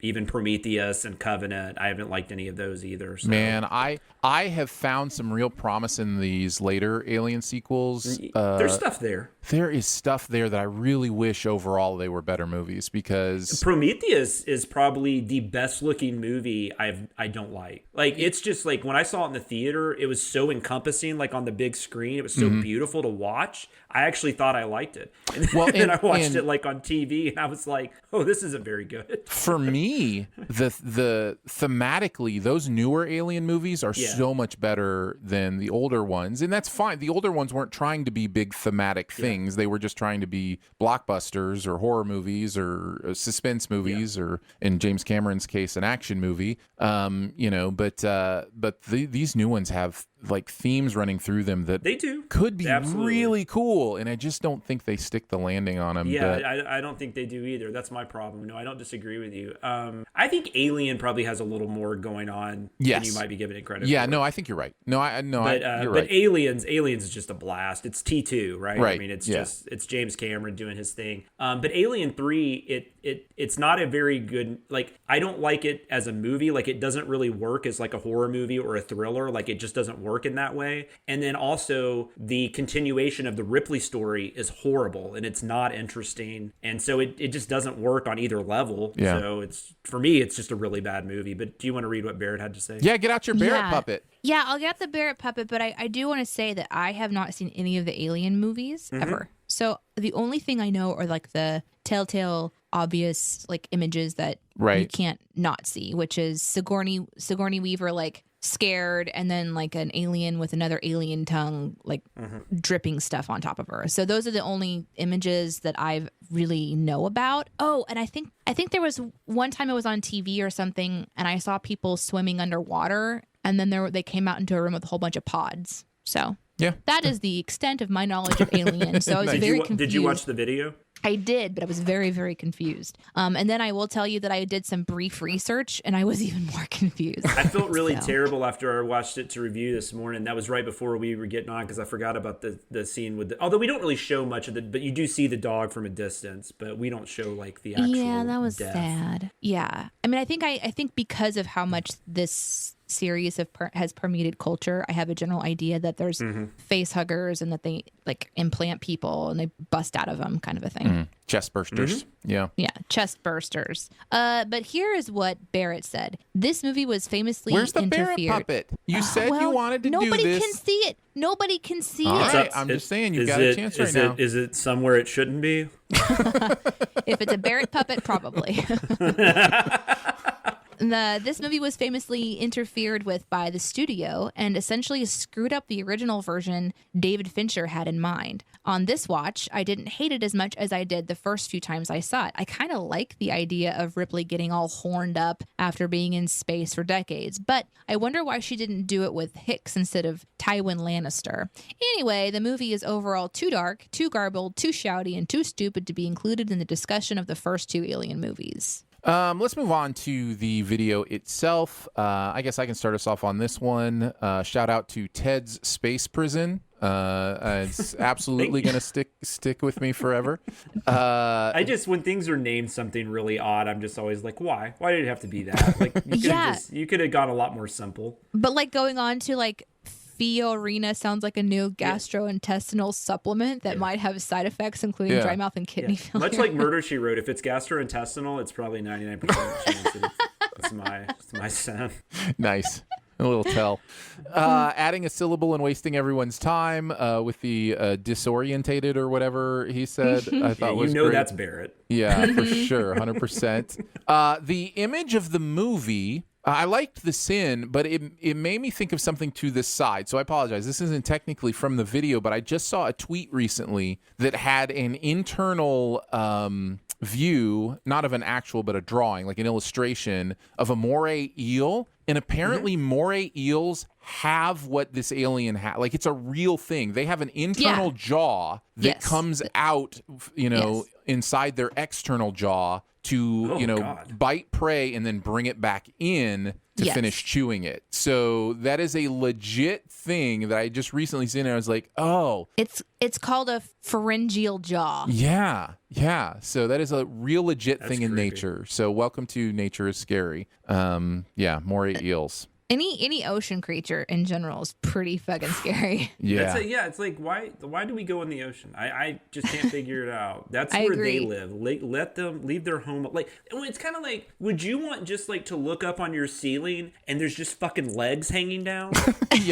Yes. I'm sorry to answer this so clearly, but yes, that sounds amazing. How is that any different? We don't give a shit about anything. It's unbelievable. Go ahead. I would find that supremely curious and amazing. Look at all those legs. Whose legs are they today? We just don't care. I'm not innocent. Like, there's things I do. But it's just crazy. Like, humans, we're some pompous ass people. Man. We are weird. The river cruise run that ends with Y Chet Y is just so good. I loved that very much. I was really glad I got to do that. I just you've ridden the Jungle Cruise. I sure have many times. Yes, I was so glad I got to put that Niles and Niles and Niles, and thankfully Barrett really liked it because I didn't know if he was going to like it or not. I would have probably gone. My wife and I say that all the time. I would have probably gone with The Other Side of Water. Which is one of my favorite jokes from that ride.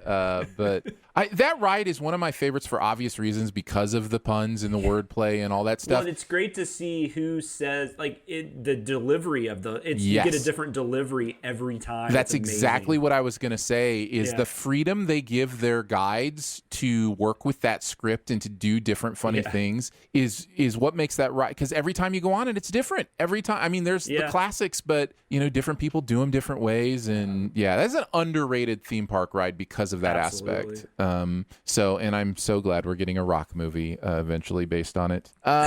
With the homewrecker Emily Blunt. That's right. The only other thing I wanted to mention was someone shouts out in the list of the possible prisoners, which was funny, shouts out Massive Head Wound Harry, and that just made my day.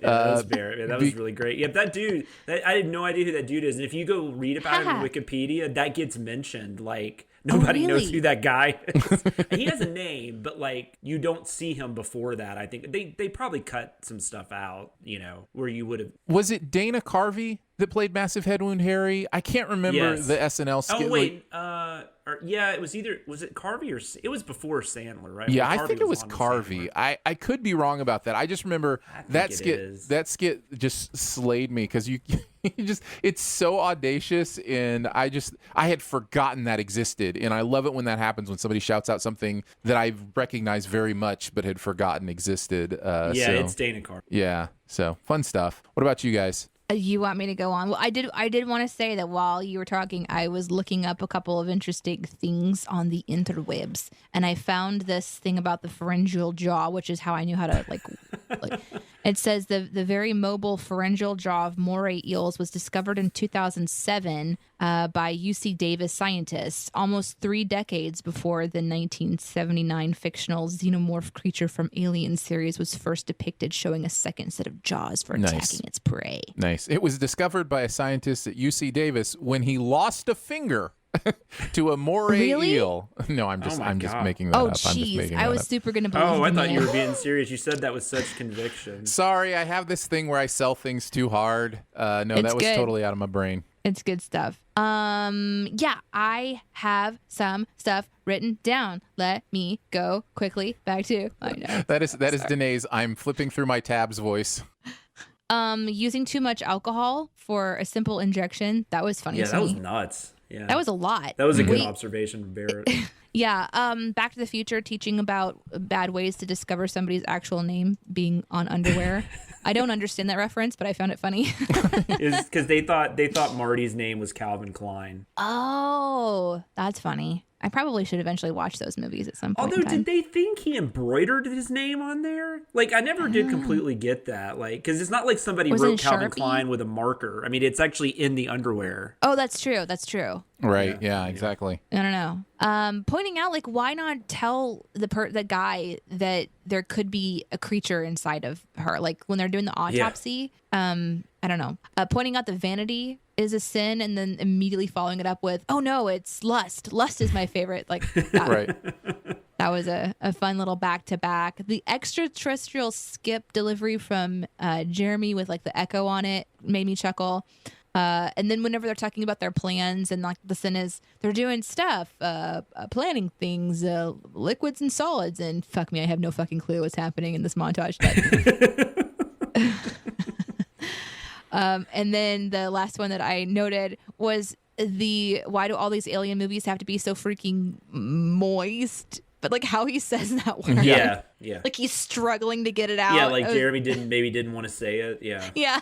I did not write that one. If it says That's good moist, stuff. I didn't write it. I'm telling you. Well, Yeah. you just said it, so haha. Haha. What about you, Jonathan? I will. Well, one thing about the why won't you say there's an alien in there? I thought that was interesting because I had a couple of things in there, and I think we left two of them in. But at first, I almost took them out because the whole thing is that Weyland-Yutani is like the company that owns all this stuff, and she's very wary of them because they have wanted to keep the aliens in the past. So I guess it kind of makes sense that she's not being super vocal. Plus, people might not believe her. But it's still in that moment, though. I was just like, you wouldn't tell this guy that he could get killed? Right. You know, it was just, it was one of those weird moments. So I kind of just had to play around with it a little bit, and I finally came to that. Some of mine, you guys mentioned a lot. The reading of Vanity, definitely my favorite sin, was probably my favorite moment. Misquoting Pat Benatar songs. That was funny just because I had literally, for whatever reason, like the day before, I had listened to Shadows of the Night. And so when he said that, I was just like, that was immediately on my mind. Like, oh, it's Pat Benatar. And then, did she just feel a disturbance in the force? What I thought was a really funny one. Yeah, that was a good one, yeah. And just the guy asking, when Charles S. Dutton's asking the guy to not struggle. Yeah. When he's being like eaten by an alien. Are you asking this guy to not struggle while he's being devoured? That's wrong. And then this might hit you more. It probably hits you more if you've seen the movie. But the fact that Morse, the character of Morse, is the last one standing of everybody on that planet is so irritating because he is awful. He's just a terrible character. I mean, he's not a terrible character. The actor's fine and stuff, but like he's not the person you want to survive. Like Right. I mean, if you're gonna kill off like Ripley, but you're gonna leave Morse. Yeah, not the audience's first choice. No, so that was just one I was glad Barrett had to leave. Barrett left in because I was just like, fucking Morse, like really. But no, this is a really, really bad movie. It has its fans though. There's a lot of people that love this movie, a lot of diehard Alien fans and stuff. Well, really pitched their tent for this movie, but that was a weird way to put it. Whoa. But like I was trying to think of a word, like they like that's a hill they're gonna, like the Alien 3 hill is what they're standing on or whatever. Yeah, I can't talk. But I think it's awful, and I think they should have stopped this series at Aliens personally. But whatever. The fun I had with the video almost makes it worthwhile that it exists. So it was very fun to send. Yeah, great job. You guys did a great job. Let's move on to keeping tabs. The internet is a communications tool used the world over where people can come together to bitch about movies and share pornography with one another. Ha ha! Oh, jeez. This is the most public yet of my many humiliations. We're each going to tell a story from putting together the week's content. Maybe a Google search, some strange research, deleted sin, whatever you guys are feeling like. Jonathan, what do you got this week? Well, we're going to keep talking about Alien 3. Might as well. That was really the only research I did because I knew there was like a lot of, like, you know, Barrett was talking about it was a troubled production and stuff. So I was just doing a bunch of research on it to see if there was anything I could keep. And that was put in as a sin. There was a couple of things that I did have sins about and we decided to remove because they were kind of confusing. But for instance, in the original cut, the dog was an ox. I don't know why they decided to change it to a dog, but it was an ox. And I just thought that was really interesting because I'm like, how many like ox deaths have you ever seen in a movie? So I was like, why didn't they keep that? Right. But then we ended up deciding to take it out because it didn't really work. Or maybe Barrett had something around that same time. But yeah, no, this was a super troubled production. And it's crazy when you look back at it to think this is what they decided on. Originally, the film was going to focus on Weyland-Yutani, though. It was going to be all about like why Weyland-Yutani wants the aliens, and that was supposed to be a trilogy. Thank God that didn't happen. Right. They brought in William Gibson, who's a famous novelist. He wrote a script which he summed up as Space Commies Hijack Alien Eggs, Big Problem in Mall World. And then in that one, you find out that Weyland-Yutani is creating an army.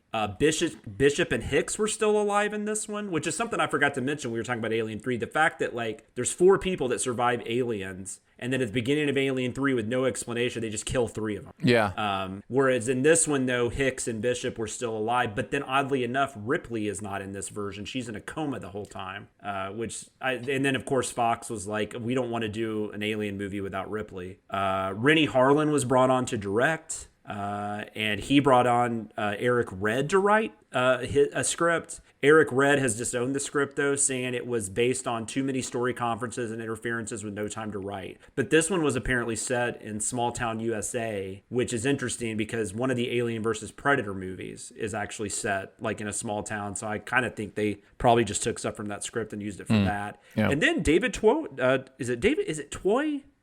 Have you ever known how to pronounce that? No, I'm not sure.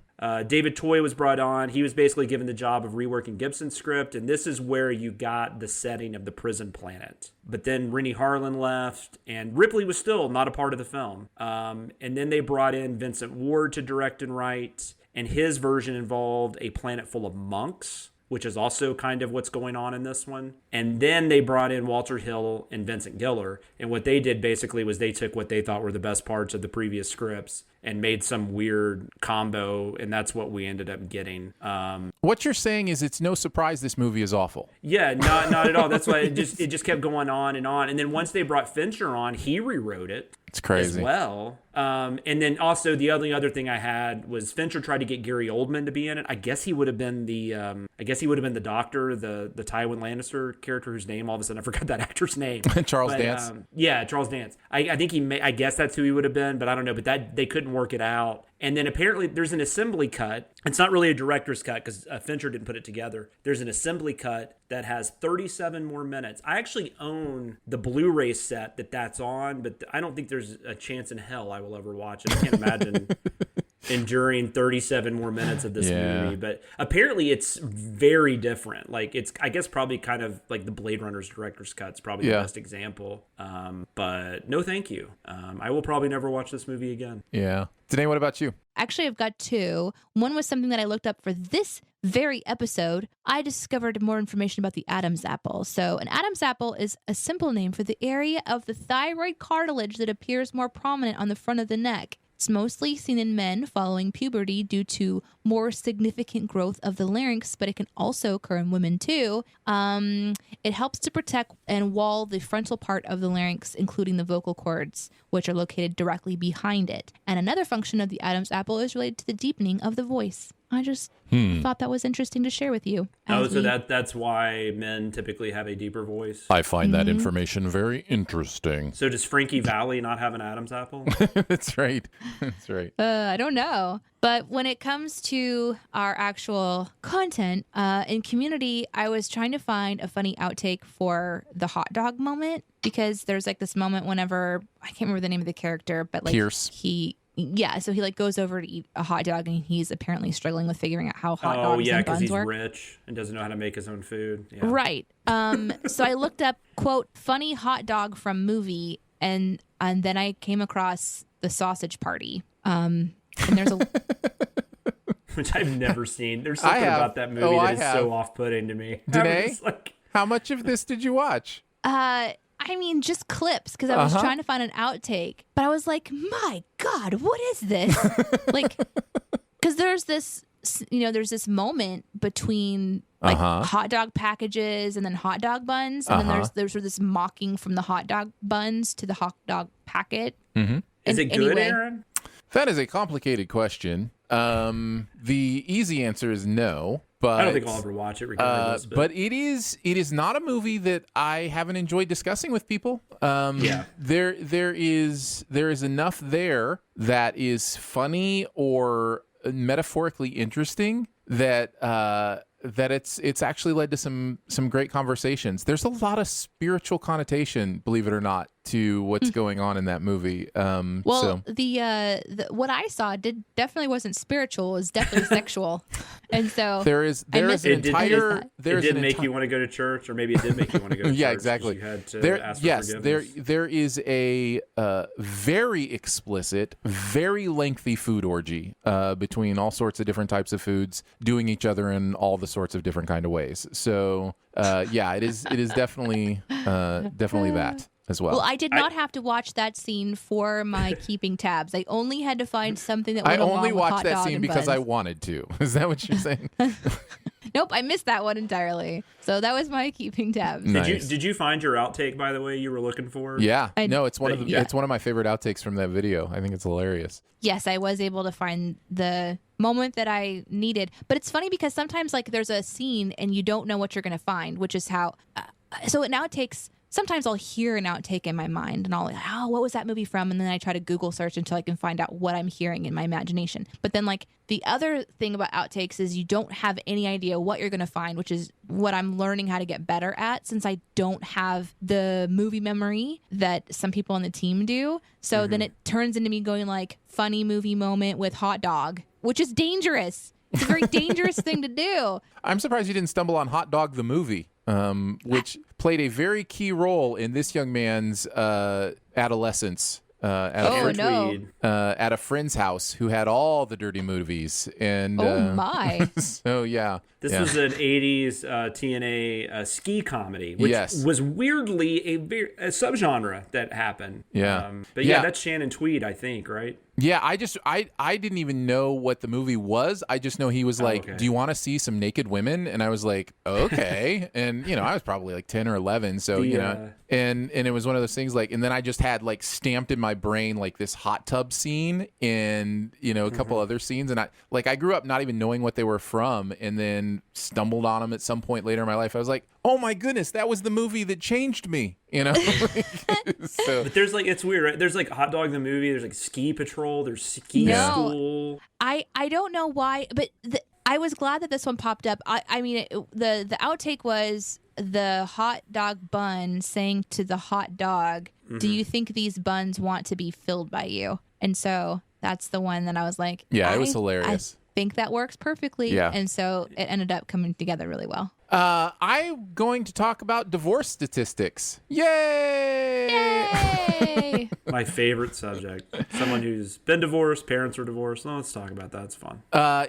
kidding. Go ahead. No. It is a very common thing. No pressure. It is one of those interesting things where anytime somebody throws out the 50% of marriages end in divorce, I immediately am like, well, actually, and so I thought I'd let the narrator do the actuallying on this. Now, as with any statistic, you can kind of make it read however you want to make it read, depending on what you include. And so for the broadest idea of including multiple marriages, those kind of things, the statistic has at times been up in the mid 40%. It's never really been past, 50%, no matter how you slice it. But it just becomes very easy to think of half of marriages end in divorce, and it becomes this easy thing to say. But if you really kind of dig into it, and I was glad to write this in, and there were some comments on this as well in the comments. So that's kind of part of the reason I wanted to address it as well. If you slice it in different ways, when you talk about, kind of how it's trending, marriages are lasting longer and longer.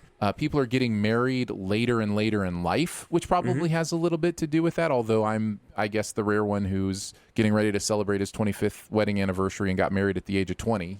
So I guess I'm the exception that proves the rule. But it's divorce rates, no matter how you slice it, are shrinking, which I find very interesting. People are staying married more now than ever. So I thought it was fun to kind of slip that into a script, especially because I'm so pro-marriage. I love my wife. I love being married. I think it's one of the best decisions I ever made. So I was glad to kind of research that. No, I remember when you wrote that, I was thinking, I'm glad that's true. Yes. And then at the same time, I'm the same person who wrote this in later on when Pam is like, he's going to love me forever or whatever. And the sin is just naivete. It's like, so there are two sides to all of us in those kind of things. But I thought I'd bring that up. So ready to move on to the comments section? Let's do it. I want to know what you're thinking. I appreciate your honesty. You're a real straight shooter. You are the ones who are the ball lickers. We're going to take a look at some comments from the week's videos. What do you guys have? Well, actually, I'll start since I went last time. I wanted to bring up the fact of how many people loved hearing Danae in the comments of the Office video. There was these chips are good outtake. And if I remember correctly, you added that after the edit was done, right? Like, didn't you think of it? No, I wrote it during the writing process. And then it wasn't included in the outtake package. And so it was in the script. Okay. Yeah, and so it was one of those things where I was like, I really think this will be fun for Ultra fans, and people who don't know it will just think it's a funny, weird thing from somewhere that they don't know. And so I pushed for it, and I actually had to kind of finagle it too. It was one of those on the edit that it's like, why is this outtake taking so much of our edit time? But I was like, I have to get this right. Because originally they just had Ed Helms saying these chips are good, and they had it with these chips are good from the song part, not the intro part where you just say it, cold. And I was like, no, that's not, what I meant. And so we kind of worked through it, and it eventually got to where I liked it. And I was glad to see those comments because a lot of people did enjoy that. How did you feel, Danae, the first time you heard it? Because I remember. Go ahead. No, I was going to say, I didn't tell you specifically. I just told you to go watch the assembly edit, once it was on there, because I wanted to get your reaction without knowing that you were going to be on there. Yeah, it was so fun for me because I was like, oh, wow, that's going to be interesting. I wonder if anyone's going to recognize it or get excited about it. But then and then we didn't release this episode for a really long time. That's right, I completely forgot that it was in the outtakes. So as soon as the episode went live on YouTube, I started to get tweets and comments, and that was just a lot of fun. That this silly random thing that we did is something that brings people joy. Yeah. So the other comments I wanted to mention, I like this one from Pablo on the community video. Says this episode deserves 6 negative sins in a movie. I had that one. Yeah, that's a good one. Any reference to 6 seasons in a movie is fine with me. And then I had to mention the running comments. There were several of these. I only copied 2 of them about the Rorschach sins in the community video. RB says, Dicer, you're clearly wrong. That poster in John Oliver's office is a dolphin wearing a sombrero. Oddly enough, though, I did see a small penis. And then Phoenix... Okay, how did they know it was you? Well, I guess some things are obvious. I think they may be talking to the narrator and calling the narrator Dicer. I got you. Okay, that makes sense. Could be. I don't know. Okay. Phoenix says, I don't know what you're talking about. The last time we saw that picture, it was Cousin It with giant oven mitts and a tiny penis. And I just love that people are carrying on the joke. It's one of my favorite things. Oh my God. It was really, when I saw your script and how many you had written on the poster, and then I had written several, I was like, okay, this is fun. And yours didn't have the tiny penis stuff in it, but I thought that was a fun part of the running gag because, Rorschach tests obviously are supposed to be subliminally what you're thinking about. And so the idea of it yours didn't have the tiny penis in it. Yes. That's true. So anyhow, I thought that was a lot of fun. What about you, Jonathan? Well, I had the 6 negative sins one. I thought that was really funny. The only other one I had was Fuzzy Striped Tail on the Office video said, just like marriages, about 20% of Nebraska's grain output ultimately becomes toast. That's great. And that's a combination. Those are some of my favorite comments too, where they combine like 4 or 5 sins into one like cohesive sentence, because that's talking about, I think we compare something in that video, like walking to Nebraska to get our own grain to make our own bread or something like that. Yeah. So yeah, fun stuff. Danae, what about you? I actually wrote down several of the Rorschach ones. So you snagged those. The only one that, one of the ones that you didn't mention, there was a comment like, when you spend that much time trying to send a poster in professor's office, the actual show is good. Right. And that's true. Sometimes we have to find something kind of fun to run on because the show's pretty solid. Although I think you probably know I disagree with you. After our comments. But then further down the line, there's multiple replies and such. But then further down the line, Don't Mind Me says, I never saw lobster. I see Star Wars vehicle with a penis. So I'm just going to tack another one on. We also got some tweets this week. At JetsMet said, question, when I think of Danae Says as a character in her teenage days, I think of Wednesday Addams, which I find to be really fascinating. He says, what would each of you think would apply to the others on the show as a teenager? So an example would be Aaron as Amanda Bynes. Okay. That? All right. Fair enough. Mine's weird too. I don't remember what mine was. And Jonathan as Michael Sarah Superbad. Yeah. So I just think we don't have to answer that question, but I just find it amazing to think what people think of our characters from our show kind of showing up in real life. So I just wanted to point out that. Amanda Bynes from what? I don't know. That's the all. Amanda Show, maybe. I'm guessing because you're very G-rated. Could be. I will tell you that's some more feedback we're getting email wise too. We've gotten 2 emails in the last week. Maybe we will address this at some point. I don't have a prep for today, but people are specifically emailing and asking, does Aaron actually swear when he records the videos? They want the audio released. And I'm just either way, one of them was either way, I want to hear that audio. Oh my God. Well, maybe we'll talk about that someday. Yeah. Oh, you know what? I did write down a couple of alts. So seeing somebody said on the Shawshank, Sinisk Cos said, seeing as you send Shawshank, I was naive to think you wouldn't send Community. And then Kelly Hill says, the fact that you're sending Community proves that this is the darkest timeline.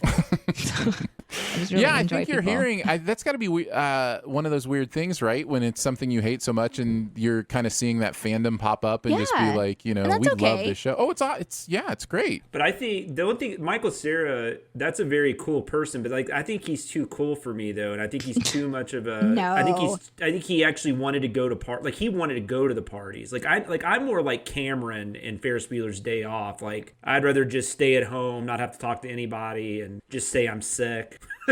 Yeah. I think that was more me. Michael Cera's a little too exciting for me. Yeah. My younger sister will tell you that she thought I was a hermit for a couple years.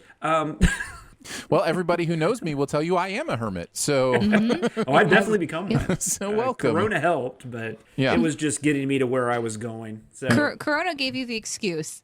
Yeah, exactly. Yeah. No, I would go out. I would go do all these things with you guys, but That's right. virus. It's just Corona. Sorry. Let's move on to Beyond the Sins. To infinity and beyond. Somewhere beyond my wild history. To boldly go where no man has gone before. We're each going to chat about something else from the world of pop culture that we've seen recently.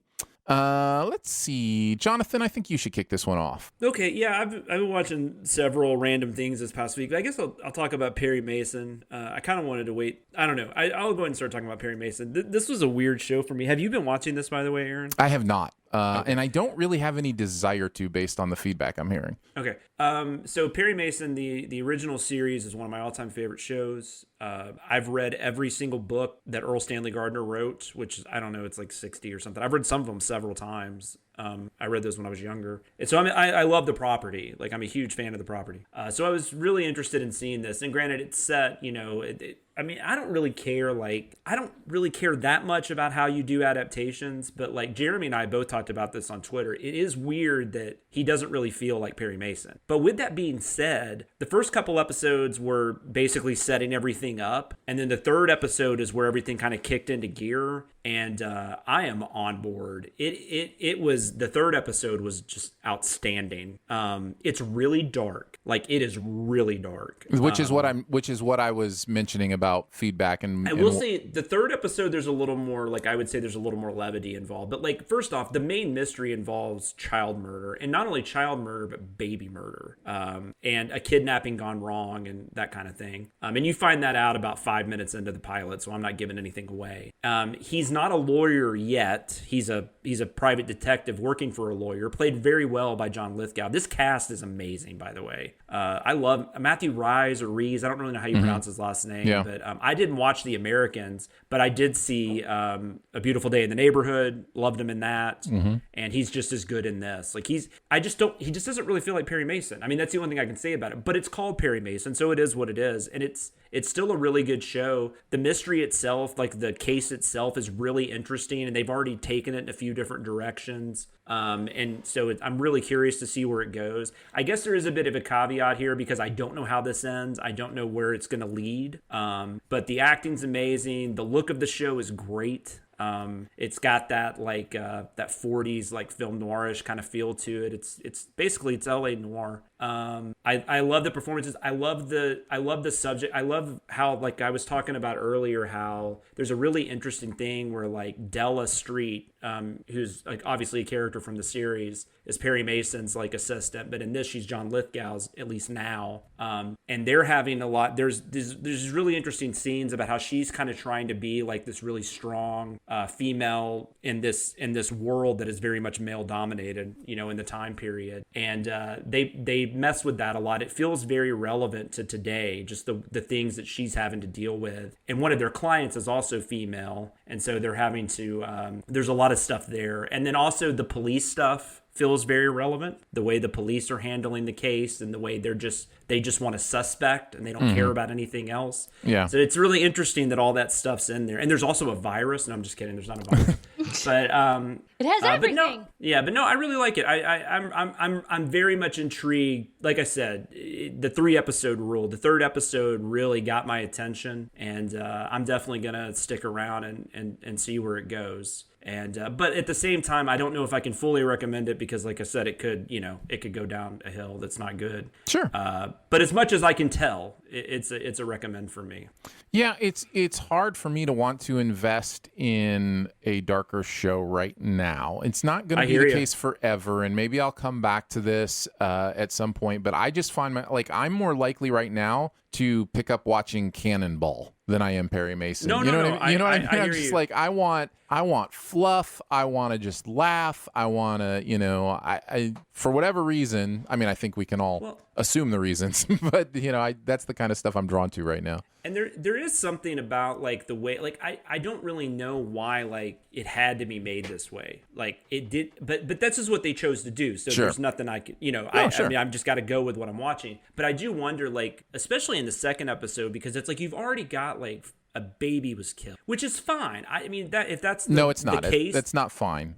No, I'm saying story wise. I know. I'm just kidding. If that's the case that you want to present, okay. But then there's like they add on to it though. Like Mason has to be like so depressed, and he's got this backstory that's just awful and horrendous. And it's like can nothing be like nice in this world?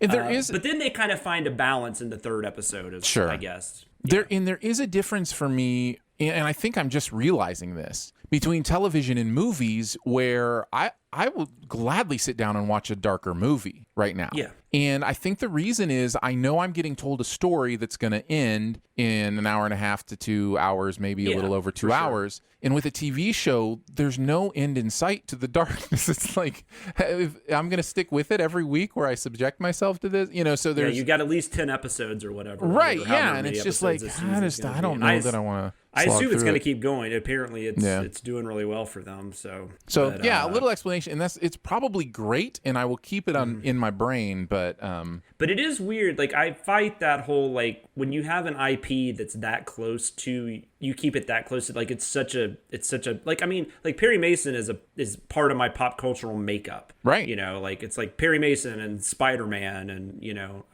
Columbo or whatever. But I mean, if you go back and you think about the things that have you've stuck with for most of your life, and so it's really weird. This it's kind of that this doesn't feel like my Perry Mason, but it's fine. I mean, I just feel like everything I don't know. That's a whole other subject matter, but I do wonder sometimes if we can't just is it possible to make something that's just light and fun anymore? I mean, I guess Beautiful Day in the Neighborhood kind of does that, but at the same time, not really. It tackles something. I don't know. Yeah, no, it's definitely an interesting Even cartoons are dark now, right? Even stuff like Adventure Time and stuff like that, where it's funny, but at the same time, I don't know, it's weird to me. That's why I navigate. I feel like everybody's unhappy these days. Yeah, they're showing it. That's why I kind of find myself heading towards reality television because it's just such fluff and it's meaningless and. I look so much forward to Jeopardy every day. Right? I'm so excited to watch Jeopardy. And they're doing reruns right now. I'm rewatching the Tournament of Champions because I have to have it. Yep. I'm going to talk about a show on Hulu that just released its second season. I hadn't seen the first season until I binged both the first and second season over the last week. And that is Ramy, Ramy. It is created by the comedian, the stand-up Ramy Youssef. Who I don't know if you've seen his HBO special. He's really funny, and he incorporates a lot of his humor into this show. It's very similar to what Pete Holmes did with his show, which Crashing on HBO. And the difference is, whereas Crashing was about how Pete Holmes kind of navigated through his Christian upbringing, this is about Ramy navigating through his Muslim upbringing. And it is so good. And it has humor in it. It's funny. But more than anything, this ticks that box for me of worlds that I haven't lived in that I am curious about, that I want to know. What is it like to grow up Muslim? What is it like to have your parents have immigrated from Egypt, but you've grown up in the U.S., your whole life? What is the difference between coming from Egypt or, coming from Iraq or Iran or Saudi Arabia, and the differences, because we have this tendency as humans to categorize people racially based on the color of their skin or their accent or those kind of things, instead of treating them as individual humans who have gone through individual stories. And this is just one of those shows where it's like you get to experience somebody's individual story and what it has meant. And what's beautiful about this show in both season 1 and season 2 is it's not just about him.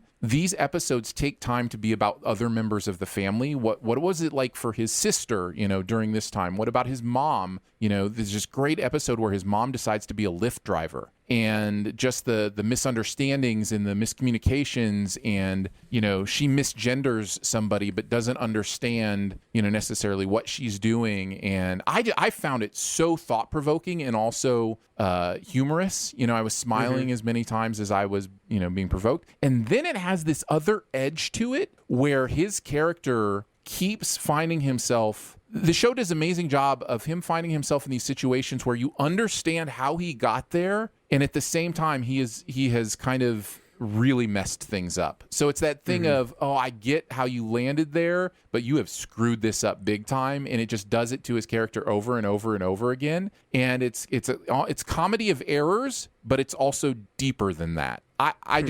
This show kind of blew me away. So I've heard only great stuff about it. I haven't gotten a chance to watch it yet, but it's on my radar for sure. I feel so much. It reminds me of the first time I watched the first season of Dear White People, where it took me into the Black experience in a way that I had never felt like I was truly led in to see the story of what it's like to be a Black person who grew up like this, or an African American who grew up like this, or whatever the case may be. And so I really love that. Let me see the world through your lens kind of entertainment, and Ramy Youssef does that really, really well. So huge recommend. 2 seasons, 10 episodes each season, 26-minute episodes.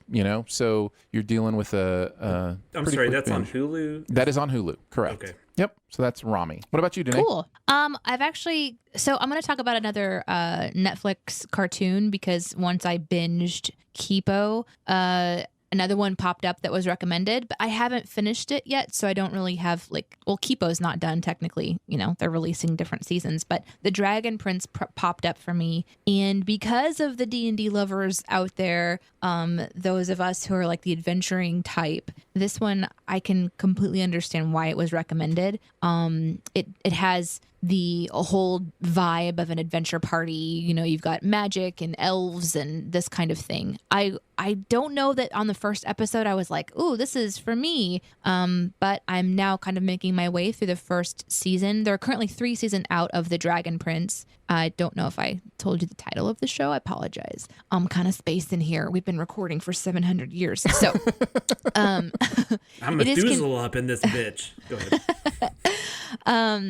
It's like a fantasy TV show in this magical land of Zadia. There's like these 6 sources of magic, and there's another source that comes up that creates a 7th source of dark magic, and there's the humans that have become separated from like the more magical creatures like the elves, and so now there's some assumptions that the elves are evil. So we kind of like pick up in the middle of the story, and in the first, I'm going to tell you strongly, I think the first episode leans really, really heavy into exposition and just like lore dumps on you like I haven't really felt before, in a way that I'm like, okay, that's a little bit much. And maybe it's because I listen to a lot of D&D podcasts, and I can only have so many lore fantastical stories in my brain at one time. Like, I cannot keep up with all of the different stories and the magical places and the magical names of the magical people. Are they like 20-minute episodes? Are they like short episodes, or are they longer? Great question. Don't know.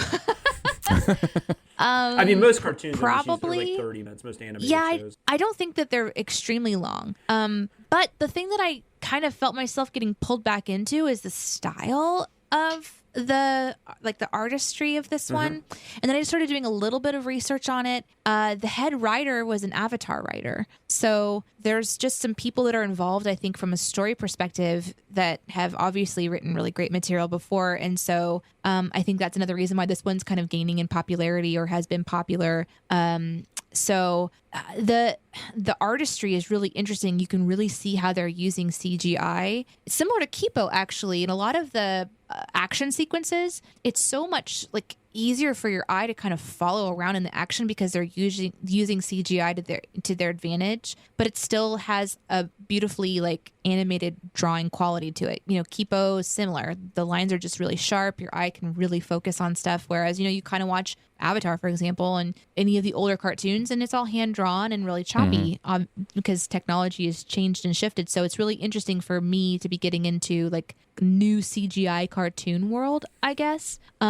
But I really started to get excited whenever they introduced a character in one of the most recent episodes that I followed who is deaf and speaks in sign language. And I thought that was a really unique addition to a story that I haven't seen before. And because they are using CGI, you can actually make out, if you know American Sign Language, you can make out what this character is saying. Yeah. And there is a person who's translating, which I super found my city brain sitting. Like, if everybody around you speaks sign language, nobody would need to have an interpreter. But if obviously that's for us who's watching, and I appreciated it because I don't know American Sign Language. But then there's this moment where this character goes and sort of kneels and is like praying, and the entire thing is just her speaking sign language. There's no interpreter at all. And so I found that to be a really powerful moment. I think it's brave to show a character like this in a series. And so, and then like the adventure is kind of kicking in right now. So I don't have so much of a lore dump as I have like, okay, this is going somewhere.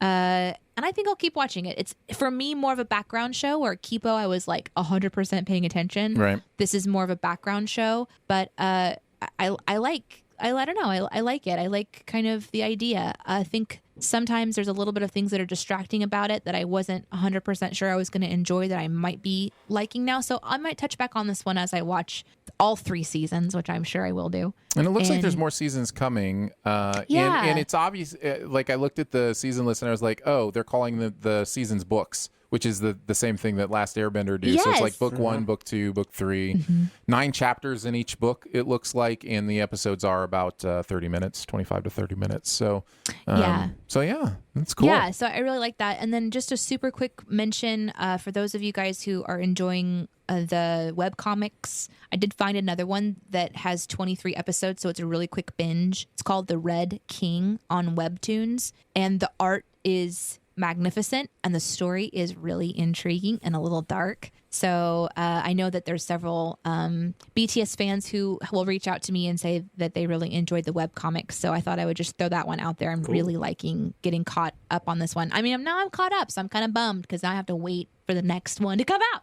But wow, there are some incredible artists out there. And it just blows my mind that this is free content that you can just go and read in webcomic format rather than, watching a show. So that one's called The Red King by Helen. I'm not sure. So Very nice. I have to mention this. Usually I would just let it go if I forgot to mention something, but I think this is extremely important about Ramy. Is the second season, Mahershala Ali, 2-time Oscar winner, Mahershala Ali stars in the second season. So that's a big deal, and he's incredible in it. So I just thought he is a 2-time Oscar winner. Yeah. Watch that dude on the 4400. Right? It's so crazy when you think. Well, that's like Bradley Whitford, not Bradley Whitford. Bradley Cooper. Bradley Cooper. He was on Alias. Right. That was the first time I ever saw him, and it's like, how do you win Oscars? Or he's been nominated. I was gonna say, has he won any yet? No, but he was nominated like 3 years in a row. Yeah, something crazy like that. Yeah. Anyways, American Hustle, American Sniper Run. Ooh, I'll do it too, Aaron. I forgot to mention something too. Do it. It's really important. Is it a 2-time Oscar winner? No. Oh, that's not important. What's in the show?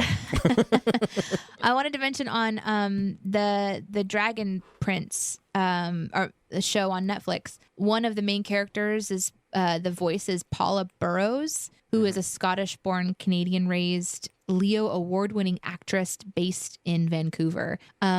So she has a Scottish accent, and at first I thought it was like fake, and I was getting annoyed by it. But that's one of the things that I like about it, is that it's growing on me, because she is Scottish born. So, and it's not someone just trying, it's actually someone who has the accent. Cause I was like, oh no, this is right. Cause at first, sometimes it's like, you can't tell if someone's forcing it, but no, this is right.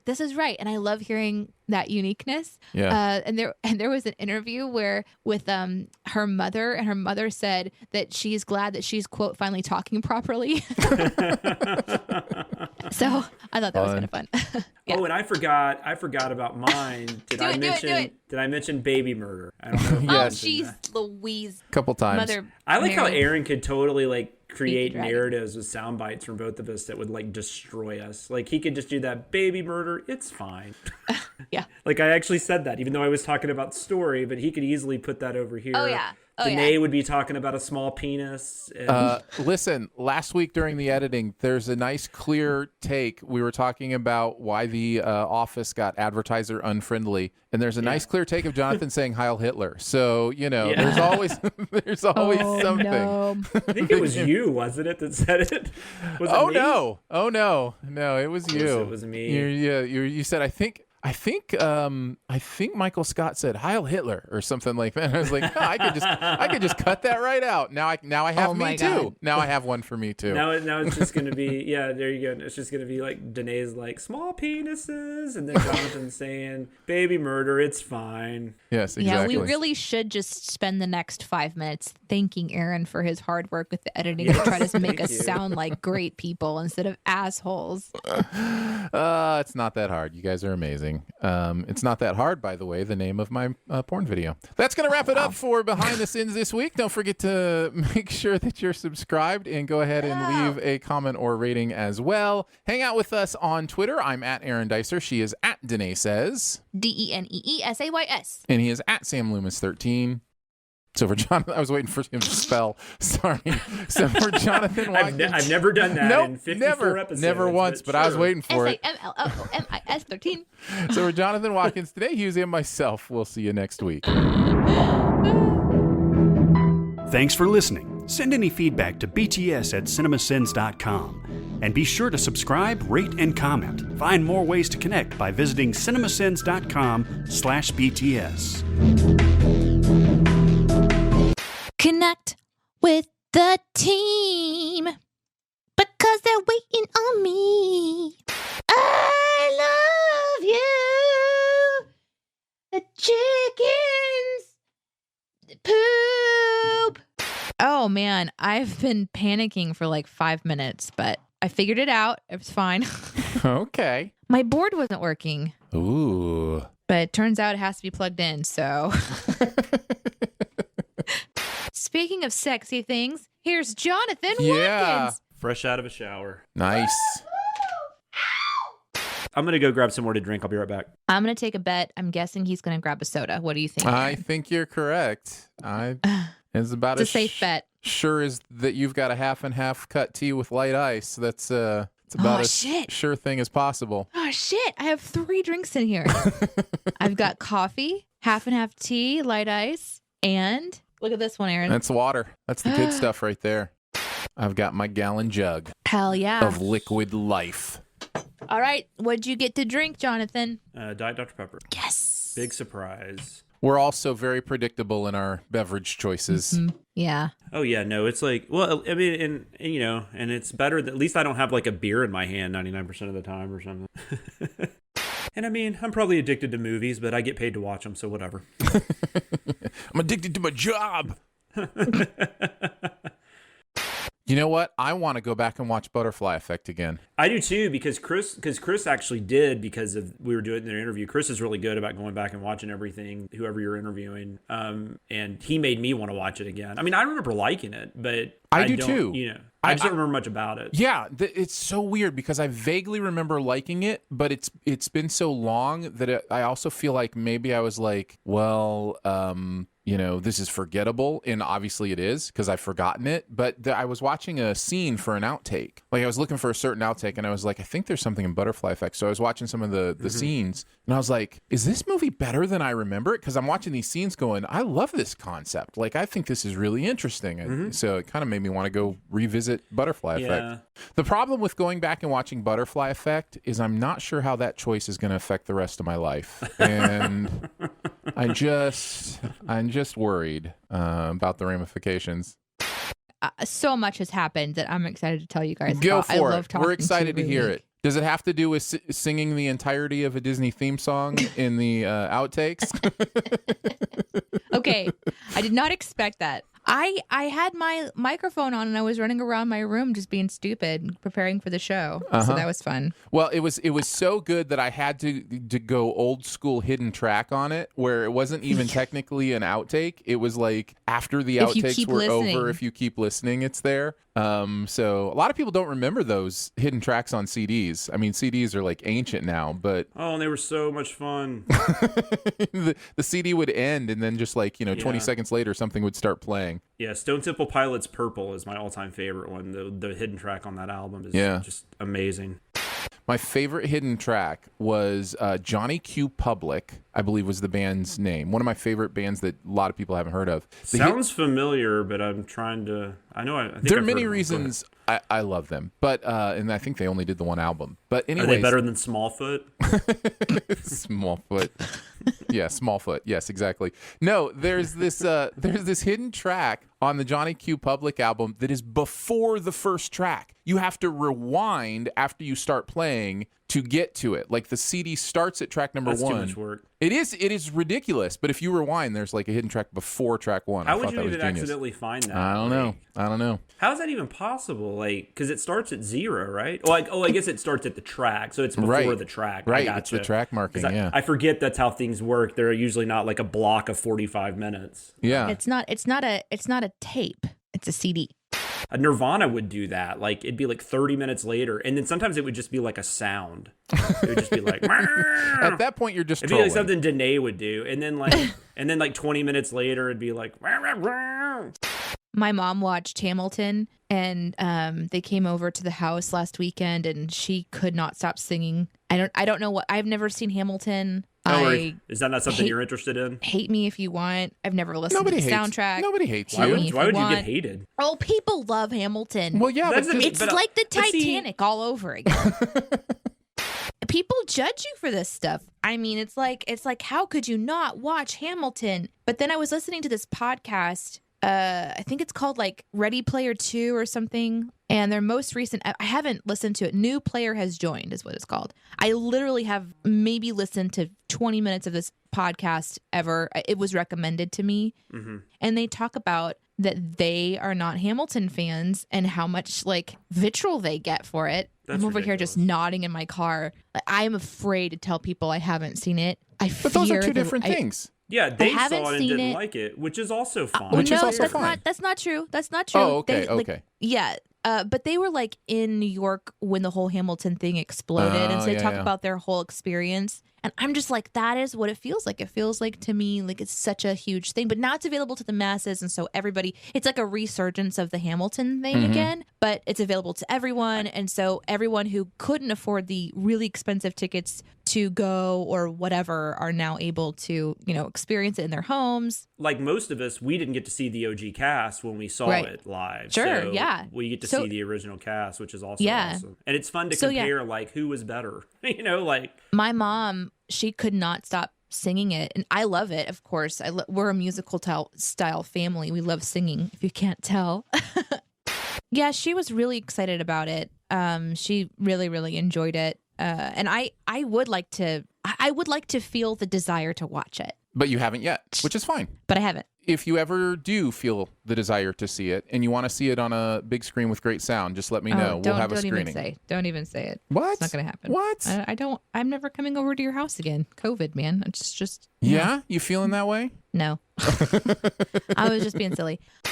Yes. No, I know that I'm welcome to your house to watch any show ever. Yep, for sure. Mm-hmm. Totes. I'll just be bringing over a dark sheet with little thumbtacks or like sticky or something, and then I'll just put it over the shark poster that's directly over the television. Yeah, we need to install a covering for my giant Finding Nemo poster that features Bruce the shark. And like only I have the remote control. I push the button and it just goes. And like. No, better yet, we'll set it up to sense your smartphone, and then when you're a few miles away, it'll automatically so that it's all down by the time you get there. I like this. This is a good idea. This is a good plan. So I want to show you guys something. This is a drawing. Can you see it? Oh. So there's like a cross through the middle of it. But do you see the shape? My daughter asked me to draw her a picture of Tat Towel, which is last year, I think it was. We went to the fair for the first time as a family, and she got a little mug with a giraffe on it. She got a little green bear, like the cheapest green bear you've ever seen, little green bear, and then also got a little rubber duck, like a red rubber duck with a number 3 on it. She loves those things. She has kept track of them, except for about a month and a half to 2 months ago, we lost the bear that she named Tat Towel. So yesterday or the day before, she comes up and she's like, "Mom, will you please draw me a picture of Tat Towel because I miss him so much?" Aww. So I drew this picture of him, and she picked up the photo and she pressed it to her heart and she says, "Oh, I miss you. I hope we find you someday." And then she took a pen and she drew an X over him and said, "But you're probably gone forever." Wow. She has so many other toys that she could play with, but this particular one she can't forget. Yeah. She even remembers when she got him, which has been quite some time ago now. It's been a year, and she's like, "Tata, we got him at the fair." And so my husband is planning on going to the fair by himself, all masked up, to go directly to that booth to see if they still have those little cheap green bears. I did find a bear that's very, very similar, but it's about 6 inches taller, and I've thought about purchasing it and saying, "Look, he grew up." He went on an adventure and he grew up, and now he's back home. But I also would have to purchase like 20 other bears to get it because it's like a bulk. We as human beings are so susceptible to the idea of conspiracy. We're so susceptible to conspiracy theories. It's crazy how much we want to believe that there's, and you know why it is? Because we know we don't know everything. We know internally that we don't have all the information. And so if that's the case, then we can believe this other thing because what do I know? You know, it's just, man, it's interesting. I'll tell you what I know. What do you know? I know that I'm really, really sad that Jonathan didn't follow through and come clean my car. Oh, sorry about that.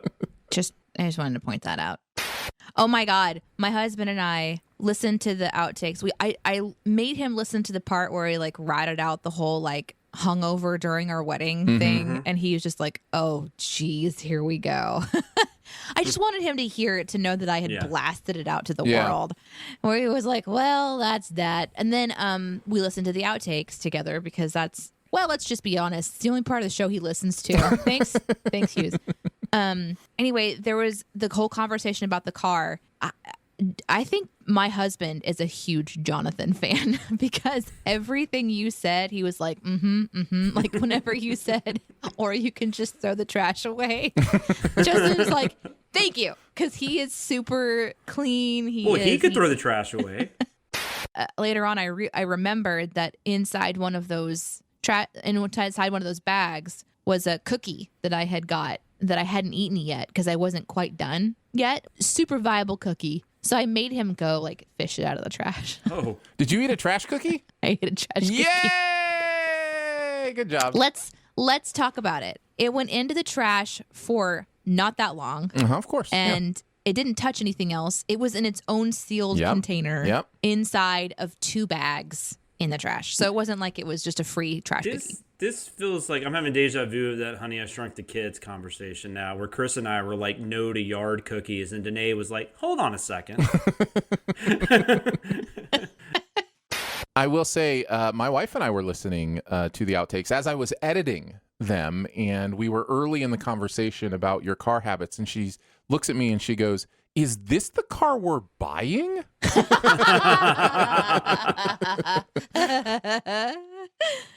Look, I'm the other extreme though. Like my wife and I are both like, the day the sell by date on anything, it's gone. If we haven't finished it, is gone. Sometimes like fruit or something, if it's been in the refrigerator, like I'll taste test it. But like bread, milk, donuts, or bagels, man, they're trashed. What a waste. It depends. It probably is. But psychologically, no, I don't blame you. I don't blame you. I'm just different. Us. For me, like a lot of people are. Like milk especially. Milk is one of those, there's no danger in spoiled milk. You cannot get sick from drinking spoiled milk. It's pasteurized. There's no danger. That's a psychological thing. It's just gross. It's like the thought of it is just too gross. If it tastes bad, I don't want to drink it. If it smells bad, I'm done. You can be get tricky. sick. You're not gonna get like, you could get sick in the sense that you could throw up. Oh, you're not right. gonna get you're not gonna die. Yeah, if you took a bite out of curdled milk, you probably aren't going to keep that down. Gross! No! God, now I'm thinking about cottage cheese. Speaking of alarms, my internal alarm for We Best Get On the Show just went off. So I always think when we start talking, I'm always like, okay, I'm gonna get on there. I'm just gonna be quiet, and we'll just get started. And then we always find stuff to talk about, which is good. We're friends. No, you no kidding. If you'll notice last week's outtakes, there's an outtake towards the middle of the outtakes where I say, That's what I'm known for is let's get going. And The corralling. And then there's another 15 minutes of outtakes. So that gives you some sense of how hard it is to crawl. Danae, do you really have a toilet story that you need to tell before we get started? I will give you one toilet story. Nope. She's good. Let's move on. I think I could tell a toilet story that happened that I do find funny that won't trigger Jonathan. Oh, that's perfect. I was actually kidding, but I think I have one. So every Thursday, I have You do your weekly poop? Aaron, Sorry. We're trying not to trigger Jonathan. Stop it. You're fine. No, tell the story. I'm good. So every Thursday, I have a video conference call with my boss about all the administrative stuff for CinemaSins. And so I was in the bathroom and I was really, really, really tired. So I leaned forward and I have this like portable shelf that has our towels on it. And I just rested my head on the towel. And so when I went to my meeting, I literally had half of my forehead was this red splotch with like the indentation of towel on it. So when I sat down for my meeting, I was so self-conscious that it's just like that he was going to be like, that Barrett was going to say, Danae, what the fuck is wrong with your forehead? And I'd have to be like, well, I was in the bathroom and I got tired, so I just took a little brief toilet nap. I got a bad case of fabric face. It's great. I enjoy watching people tell their pet stories because I don't have any anymore. I don't want any, so I'll just live vicariously through other people, and then I won't have to worry about it. Yeah, like when he put up I can go on vacation without getting a sitter. Yeah. Yeah, it's all been confirmation to me that I'm living my best life. Oh my God, the first time we went on a trip after our last dog had passed away, and I was just like, I don't have to like call the vet and make sure they have space, and take them in shifts to the vet and all, like then go pick them up when we get home, and it's totally worth having. It's totally worth having a pet. It's totally worth. No, it's not. It's been totally. No, I mean, I'm glad I experienced that. Sure. No, I get it. I get it. I'm just telling you, it's not only been confirmation that I'm glad we don't have pets anymore. It's been confirmation that I'm glad we never had a cat. Like, I have never understood cats. And the more I watch Jeremy with his, I'm just like, this would not have been fun to me in the least. Sorry. I'm sorry. Hi, Danae's dogs. Yeah, see, having pets. Pets, man. It's the worst.